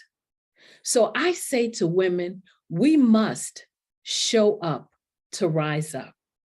We have talents and potential, but who will see them if we don't speak up and get noticed? I know that women are a tremendous resource on this planet, and there is nothing more fulfilling than helping a woman tap into her full potential. I do this because I want to be a part of helping as many women as I can to show up, to rise up. I do this because genius is common. Hey everyone, it's Grant McGaw, CEO of 5-Star BDM and host of the award-winning Follow the Brand podcast and TV series, where I help you to build a 5-star brand that people will follow. My genius is personal brand development through intelligent communication and helping you achieve your business and career goals. I am a requested speaker on digital technology and brand development issues. I want to work with you to increase the value of your current opportunities while attracting new ones. Every one of you is unique, and we all share challenges that can be addressed through smart branding. As a super connector, I work with you as an executive coach to guide you along the complicated business and career development road, providing the enhancement tools and information you need to succeed. Together, I will help you succeed in today's challenging business climate. I will evaluate and measure your progress. Best of all, I am right alongside you every step of the way. Build the brand called you. Genius is common. 5-Star BDM, Brand Development Masters, is a professional consulting and advisory group keenly focused on business development services for the small to mid-sized business and entrepreneurs. Although every business is unique, they often share business development challenges that can be addressed through smart branding. Services include process improvement and operations, digital strategy and transformation, business intelligence, digital marketing, and personal branding. Our business and personal branding company has helped a number of professionals and organizations to optimize and grow. This results in more business, more opportunities, better reach, positive outcomes. Visit www.5starbdm.com today to learn more.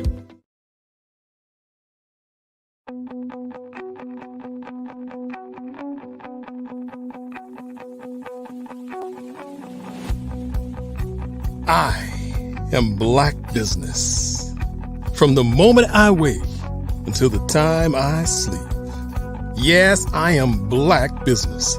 I am Black Business. Tell me, are you Black Business? I am Black Business. Do you support Black businesses? Listen, I support Black business because I am Black Business. Black Business Expo, one of the largest business showcases in the history of Black business in the world. The world!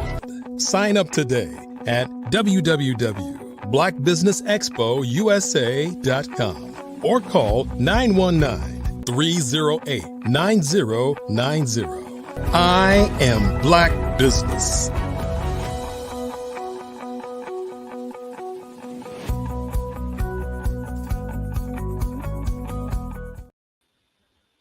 Good day, good day, good day, business owners, entrepreneurs, thought leaders, corporations. Welcome to the Black Business Network.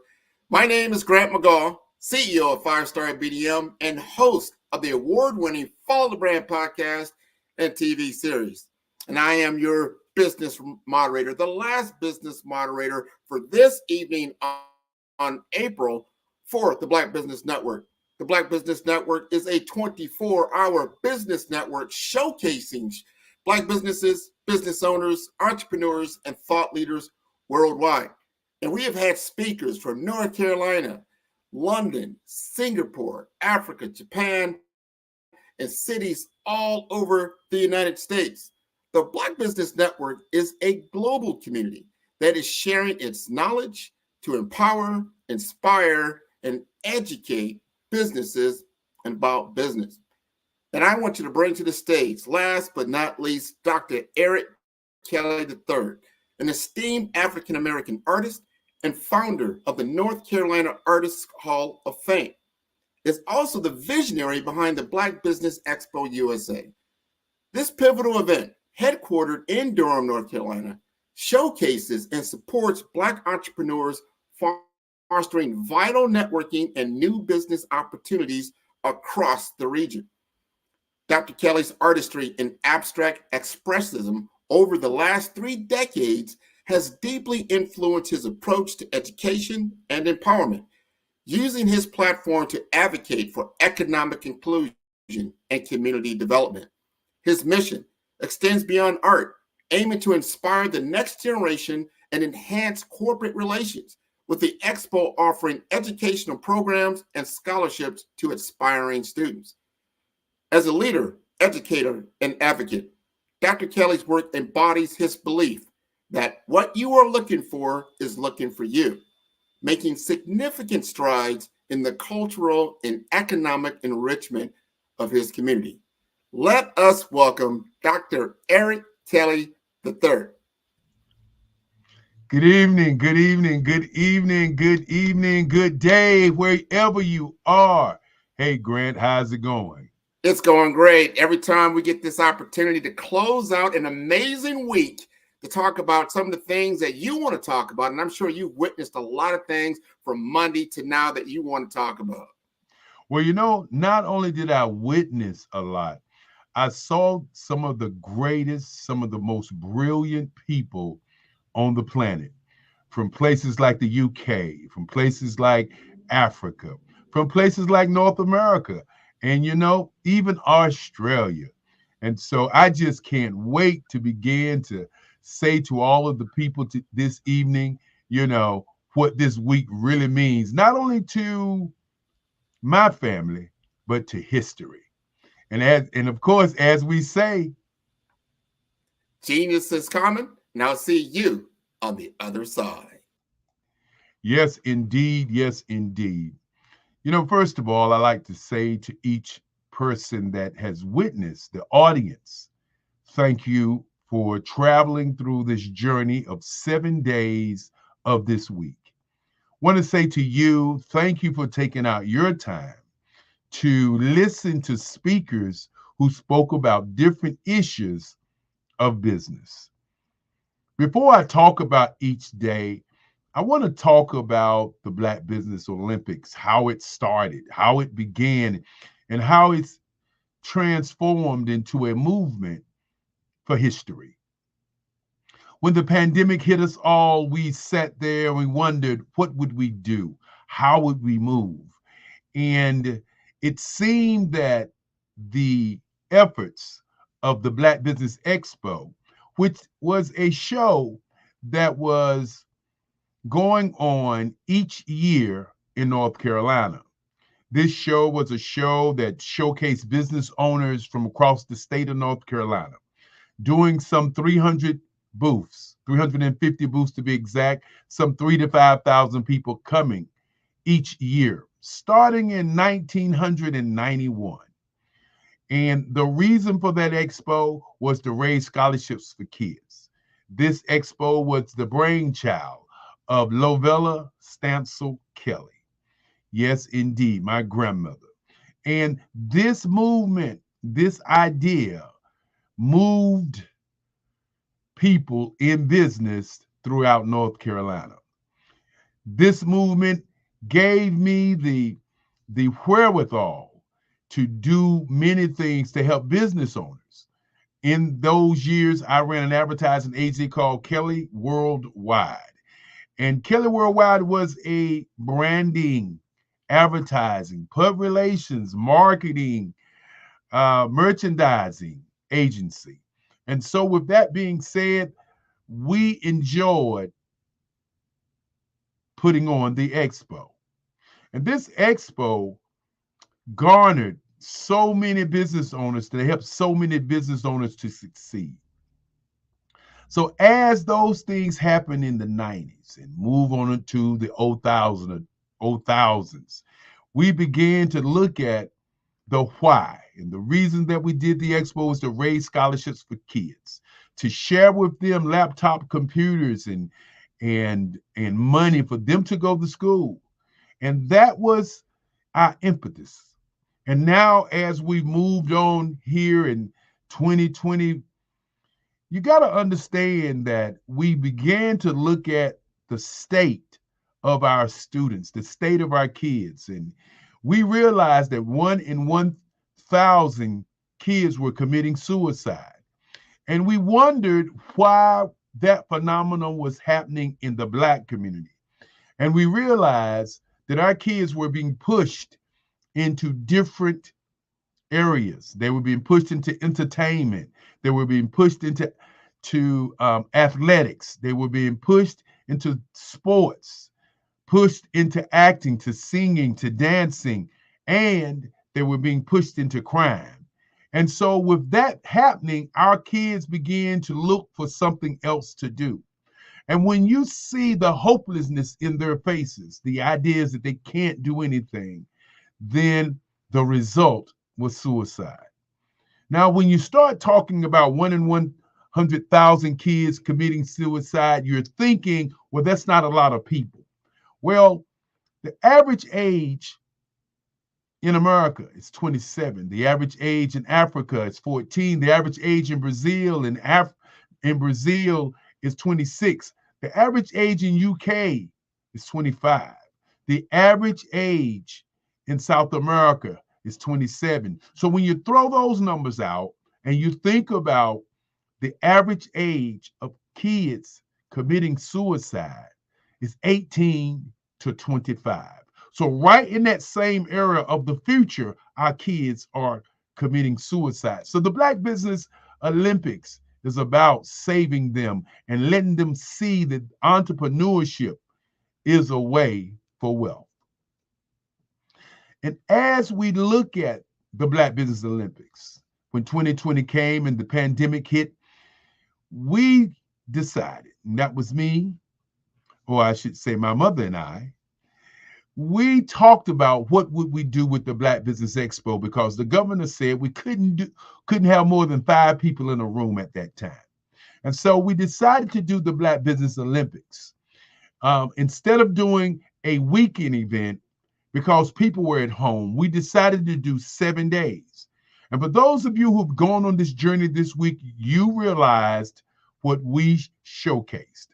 And what we showcased was 7 days. And each day was set up like an idea for a journey into business. On the first day was education, empowerment, and encouragement. The second day was advertising, public relations, marketing, merchandising, and sales. So first of all, you have to have the idea. You have to be encouraged. You have to have the education. And then you have to advertise. You have to do the merchandising, the sales. And then the third day was social media. How do you get your information out? We did 64 ways on how to do business on social media. Then Thursday was diversity, equity, and inclusion, and access to money. Because if you're included and you have no access, how can you run a business? Then on Friday was Generation X versus Generation Z. How do we bridge the digital divide? And of course, on Saturday was Black Business and the Culture, as we begin not to talk about the show, but talk about the business of show business, the business of being an actor, a singer, a dancer, or in any field that you were in. And then on today, it was Black Business and Innovation, as we had some outstanding speakers to speak about innovative ideas that we need to look at as Black business owners and as Black business supporters, as Black businesses. So with that being said, and before I get into my topic, into what I want to talk about, I'd like to first of all thank individuals who have made a difference and have made this actually happen. I want to thank my great-grandfather who walked into my room when I was only about 7 years old and said to me he wanted me to be a lawyer. And at that moment in my life, I looked at my great-grandfather, and we call him Papa Stansel, and I said, Papa, I don't want to be a lawyer. And he said, well, then what do you want to be? And I said, I wanted to be an artist. And he said, well, if you want to be an artist, where's your artwork? And this was the beginning of the journey of my life, because I went over to my bed. My grandmother gave me an ink pen when I was 4. And the reason I make that statement about she gave me an ink pen, because an ink pen, when you're an artist, you can't make no mistakes. And so I learned with an ink pen about making mistakes, not only in making mistakes in art, making mistakes in life. And so here again, I pulled those pieces of work that I was working on, and he looked at him, he said, you surely do want to be an artist. And he said, if you want to be an artist, then we're going to start a museum for you. And I was only 7. I didn't know what a museum was. And off he took me to museums so that I could see them. And once I saw them, I was in a space of realizing what I wanted to be. I want to also thank Esther Stansel, his wife, my great-grandmother, who provided food and guidance for me when I was a young man, a young kid. I want to also thank Lovella Stansel Kelly, who was my first mother. And I say my first mother because I've had 2 mothers. My second mother was my mom's, Frances Cagle. I want to thank both of these ladies, because these ladies are the ladies who made me the man I am today. My first father was Henry Stansel, but to make me into the guy I am today, I want to thank Lovella Stansel Kelly and Francis Cagle, who even today tells me what to do. And I just love it because she is my mom. I want to thank my sisters. I want to thank the chef who cooks during the Black Business Olympics, Esther Sherrill. And then I want to thank my sister sponsors, Lisa, we call her Crystal Williams. And I want to thank Alfreda, my youngest sister. These are my two main sponsors of what I do. And when I say main sponsors, I mean mental sponsors and financial sponsors of what I do, giving me the idea that I can continue to do what I do and don't stop and don't let nobody stop me from stopping. Then, of course, I like to thank the team. And when I begin to talk about the team of people who have worked to make this whole week happen, I have to begin to talk about Alonzo Cagle, my brother. Have to definitely talk about him as he continues to push me to continue to push this idea and this journey forward. I want to thank a young lady who's come into my life as a person who continues to surprise me each and every day. Want to thank a young lady by the name of Maroc Hicks. Maroc Hicks, for those of you who are speakers, you know when you get information, it's coming from Maroc Hicks.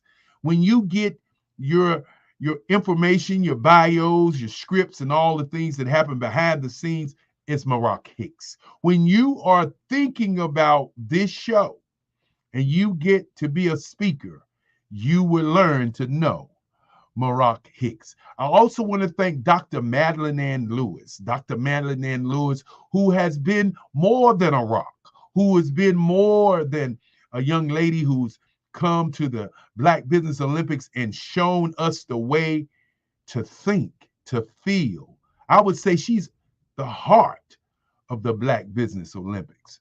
And as I begin to thank people, this is what we must do. We must thank each person who not only attends, but we must thank the people who make it happen. Want to thank the president of the Black Business Olympics. Want to thank Angela Green and the chairman of the board, Gerald Stone. Want to continue to thank people who have also been in the background. Want to thank R.J. Stevens, young man who's been making things happen, who's looking at what we're doing and is pushing the envelope of progress for us to move forward. Want to thank Andrea Adams. Not only Andrea Adams, want to thank Frizelma Lynn. Yes, indeed, a young lady with 911 Parenting University. Want to thank another individual. Want to thank Sydney Warmsby and Grant McGough from Omaha. As these young men continue to work with me. Want to thank Carla Allen, who works on the weekends for us. Want to thank Helene Joseph, who today exemplified what Blackness is all about. A young lady who stepped in and moderated all day long. Just a force of nature.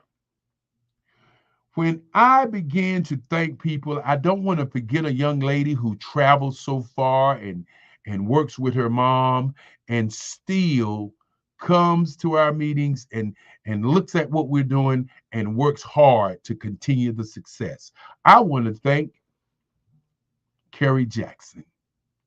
Now, I want to get into my people who spoke. I want to get into the people who really made this happen for us.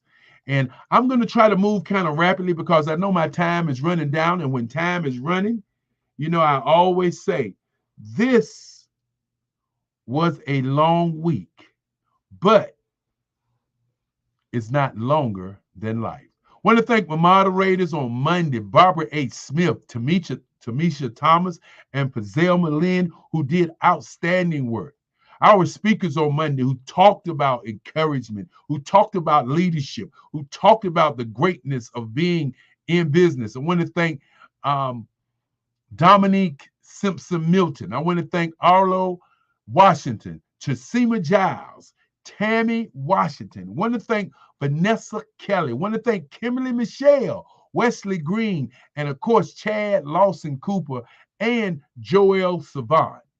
Great speakers on Monday. On Tuesday, I want to thank the moderators, R.J. Stevenson, who really all day, he moderated all day. He and Grant McGaw. You got to understand, R.J. Stevenson moderated Tuesday and did fireside chats. Fireside chats all day and moderating all day. That's what Blackness is all about. The speakers, we had Muriel Tukerson, and she was from Australia. We had Rick Rollins out of Atlanta, Georgia. We had Joseph Simmons, Odessa Clark. We had Sedona McPaul, Andre Ward. We had Dr. Dennis Goplin. We had Dr. Carol Bob Green, who was scheduled to speak for us. We look forward to her speaking next month. We had Lee Roy Jones, Dr. Dennis. We also had Joy T. Lane, as these speakers spoke about advertising, public relations, marketing, sales, and merchandising. Then on Wednesday, which was 64 ways to do social media, we had Grant McGaw from Omaha, Cassandra Mitchell, and the incomparable Maroc Hicks. Our speakers started out in the morning with Alan Thornton of 40 Acres Conference. We had Dr. Barbara Wright, the $1 million grant maker. We had Roy T. Wright. We had Andrea Adams, Dr. Tandra Price, a priceless individual who talked about networking. We had Crystal Logo, and want to stop there for a minute, who not only did a presentation, but stepped in and moderated for us. We had Renata Brown, of Black Hour Street. We had Carla Hill, Artista Williams. And then we had Fazelle Malin, Parenting 911, Angela Baptiste, and Elton Benjamin. Now on Thursday, which was a great day, Thursday's Diversity, Equity, Inclusion Day, we had our moderators, Kerry Jackson, Andre Ward, and again, Maroc Hicks. Our speakers were Edward Amy, Tasima Giles, Sean Ho Kim. We had Christopher Chestnut, Michelle Mander, who was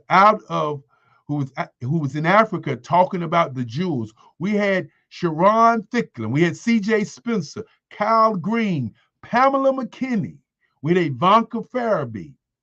We had Dr. LaToya L. Smalls. And then, of course, closeout show with the incomparable Dr. Madeline Ann Lewis. And those were the speakers for 4 days. And I want to say to them, thank you, thank you, thank you, thank you. Then, of course, on Friday, we had Grant McGaw of Omaha, Cassandra Mitchell, and Kerry Jackson. Want to say to you three moderators, because y'all are the lifebloods, y'all do 4 hours. Want to say thank you for what you did. And then the speakers, Michelle Mander out of Africa, Fazelle Malin, Fiona Shivers, Brenton Thomas. We also had Evans Magande. We had Rudy Bailey. We had Shanita Moore, attorney Larry D. Halls, Keenan Jones, Dr. Margaret Grant Maynard. We had Denise Wright and Danielle Moore as we continued to move through the week. And then on Saturday, which was Black Business and the Culture, our moderators again was Grant McGaw. And then we had the beautiful Spiritual Teak to come in all the way from London. And she was one of our moderators that did an outstanding job. And then Andre Adams showed up in the evening to close it out with speakers like Dr. Curtis Charles, Trinidad, Darius A. Stanton, Melvina Ford, Renee Holtz, Sonia McCarter, and of course, Toria Hodge, excuse me. And then we had Dr. Audrey Oliver, Dr. Stephanie Audrey, and Kiti Awadu, who talked about health and how to change your health and what to think about how you live. Then we had Toria Hodge again. We had Jay Hyman, who talked about cryptocurrency. And you know, that was just on Friday. Then on Saturday, we had Levon, on Sunday, which is today, we had a gentleman by the name of Levon. Then we had Helene Josephs. And want to just again stop and say to Helene Josephs, thank you, thank you, thank you. You showed us today what Blackness was all about. You showed us today what commitment was all about. You showed us today what living the life is all about. Want to thank you again. And then, of course, we had Kerry Jackson, one of our moderators. Now, our speakers were Bakeka Blakemore, Dr. Enola Forte, Wade Randolph, T.J. Wright, Dr. Sade Adu. And for those who missed Dr. Sade Adu, you really missed a treat.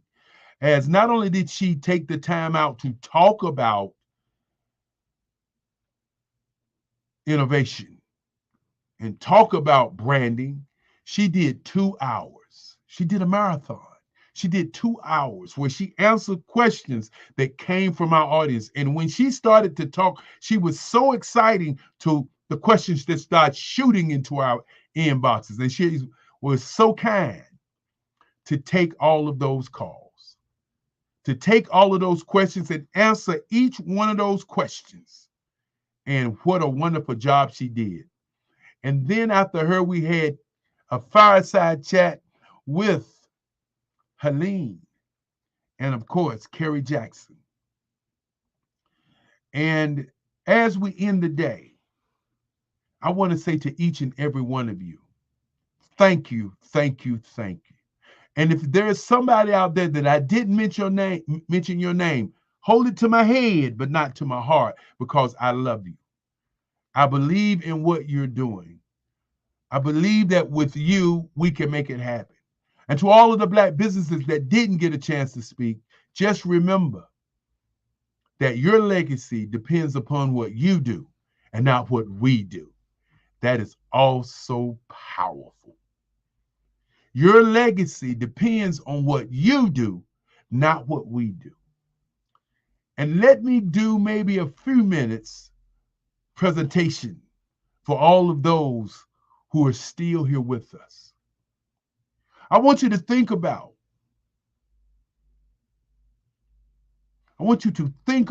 why you were here. I want you to think about what did you get out of it. I want you to think about where you was when this was happening. I want you to think about when did you get a message that changed your life. I want you to think about where you was when you saw this historical moment happening in time. Black Business Olympics, one of the largest business showcases in the history of time in the world.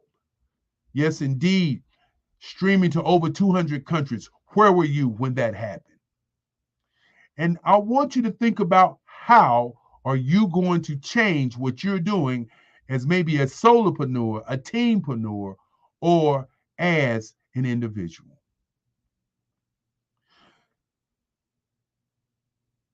Tonight, I want you to think about what is your mindset? What is your mindset? Why do you think like you think? Why is your mindset? How is your mindset shaped for you to do business? What is your skill set with your mindset? What skills do you have to create the type of business that you want to be in? But more importantly, how did you get your mindset? I want you also to think about your state of mind. The reason that I break up the mindset, the mind mindset and the mind state is because our mindset is set up by our environment. And if our environment is a poverty mindset, then we want to start from the bottom to go to the top. If our mindset is set on earning, then we want to start at the top and float to our sweet spot. So what is your mindset? Do you always come to a meeting and work on making a deal and devaluing your value? As my great-grandfather used to say, if you don't value your value, then your value is not valuable. And my value is these kids.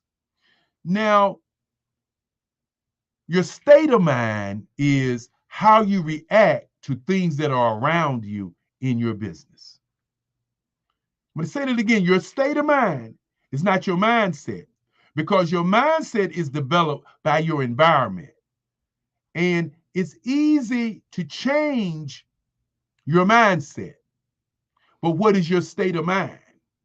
Are you able to think about what you truly want, or are you doing things in terms of following the follower? Which means that somebody told you about a job, you got a job, and now you're working on the job. Somebody told you about a business, it was been successful for them, and you started a business like them.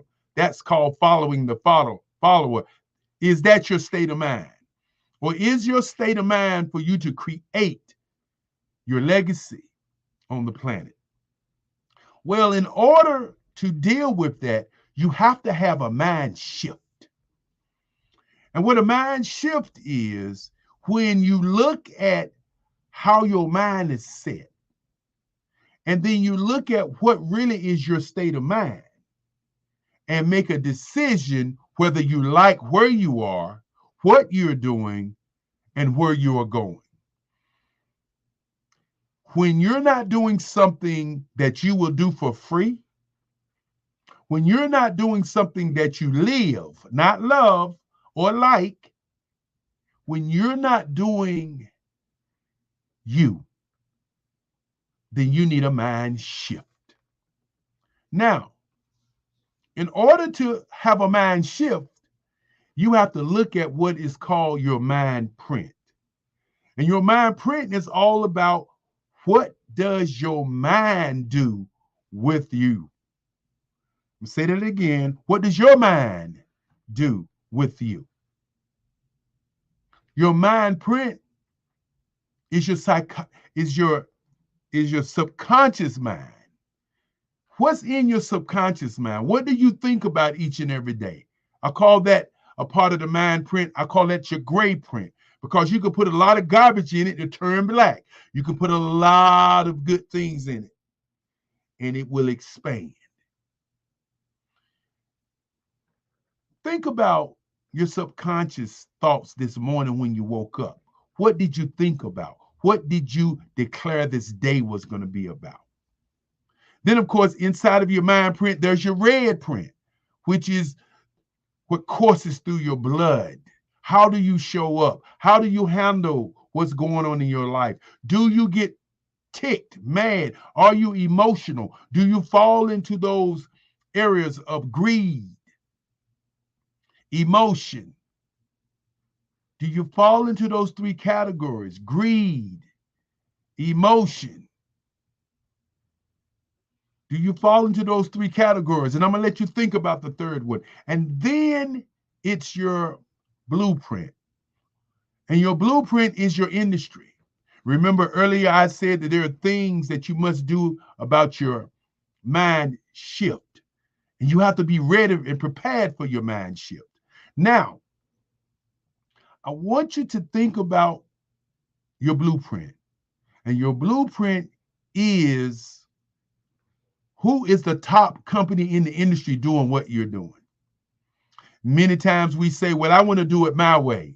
And you spend yourself time going in circles, doing it your way, and not looking at what your industry is doing, because your industry has already made all of the mistakes.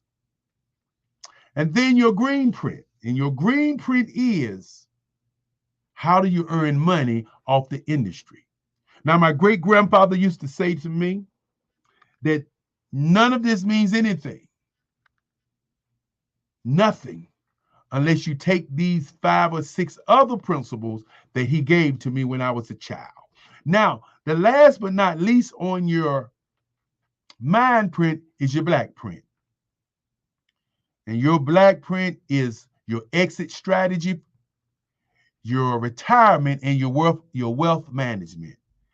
Are these things that you have in place? If not, you got to look at those things.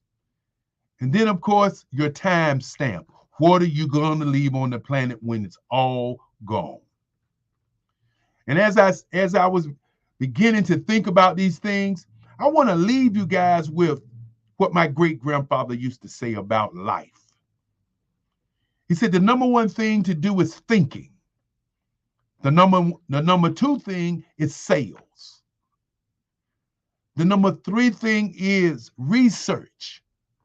I know them like the back of my hand. The number 4 thing is to be relentless in everything you do. And number 5 is energy, because energy equals money, he would say. And then, of course, the one that most people in business will not do. The one that people in business will disappear when that time comes. The one that people will be called cowards to their emotion. My great-grandfather used to say, you got to be committed. And only a committed mind can make it happen. Commitment is the only piece that makes all of this happen. Many of us live in 4 quadrants. We live in 4 spaces in our life. We live in the past. We're thinking about what we could have done way back when to make our lives better. That's called living in regret. Then we have people who live and reflect, and they're reflecting on their life in the past and reflecting on their life in the future and reflecting on their life in the today. And they stay in that space all the time of reflection. And then there are people who live in what we call anxiety, living in and thinking about what the future holds. But today, I want you to live in the today, which is called happiness. I want you to live in your life today. And think about today is what you have an opportunity to change. Not your past, not your reflection, not your future, but your today. I want you to think about that as we close out today. Yes, indeed, as I bring back the guy who brought me on, I hope I've touched some things that have you to understand that your today, right now, is the happiest time of your life because you are living your life. Hey, thank you for that source of inspiration, Dr. Kelly. You are so right. You can only live in the present, and the present is what is in front of you, and you have a choice to make to live that present in happiness or in another state that you cannot control, but you can definitely control your present. Thank you so much for that information. Well, we want to thank you, Grant, for doing all the great things that you've done. You know, I've talked about the team. You're one of the team members. You really make it happen. You know, your company is an outstanding company. When we look at our branding and look at the things that we're doing, your hands are all the way deep in it to ensure that we do what we say we're going to do and that we make it happen. And with that being said, I want to again thank all the people as we continue to say, and of course you can say it with me, genius is coming. And we'll I'll see you on the other side. Thank you, thank you, thank you. Hello, I am Dr. Eric Kelly III, the visionary strategist and founder of the Black Business Olympics. I invite you to showcase your Black-owned businesses on the Black Business Network global stage. The Black Business Olympics is a global Black business network platform that propels Black-owned businesses into the international spotlight. By showcasing your business on the Black Business Olympics platform, you can reach a worldwide audience of potential customers, partners, and investors. You can also establish yourself as a thought leader, an expert in your field, attract lucrative partnerships, and more speaking engagements. In addition, the Black Business Olympics platform provides a valuable opportunity to connect and collaborate with like-minded entrepreneurs and business professionals from around the world. This can lead to new business opportunities, ideas, and relationships. Finally, by sharing your story and expertise on the Black Business Olympics platform, you can inspire and empower others. This is a powerful way to make a positive impact on the world and leave a lasting legacy. If you are a Black-owned business owner, I encourage you to seize the opportunity to showcase your business on the Black Business Olympics platform. It is a once-in-a-lifetime opportunity to make an indelible mark on the world. Be one of the 1,000 visionary entrepreneurs who are changing students' lives, shaping industries, and leaving an unforgettable legacy for their families. Unleash your voice on our global stage and watch your business thrive. Black Business Olympics is one of the largest Black business showcases in the history of Black business in the world. Yes, the entire world. Just give me a call today at 919-308-9090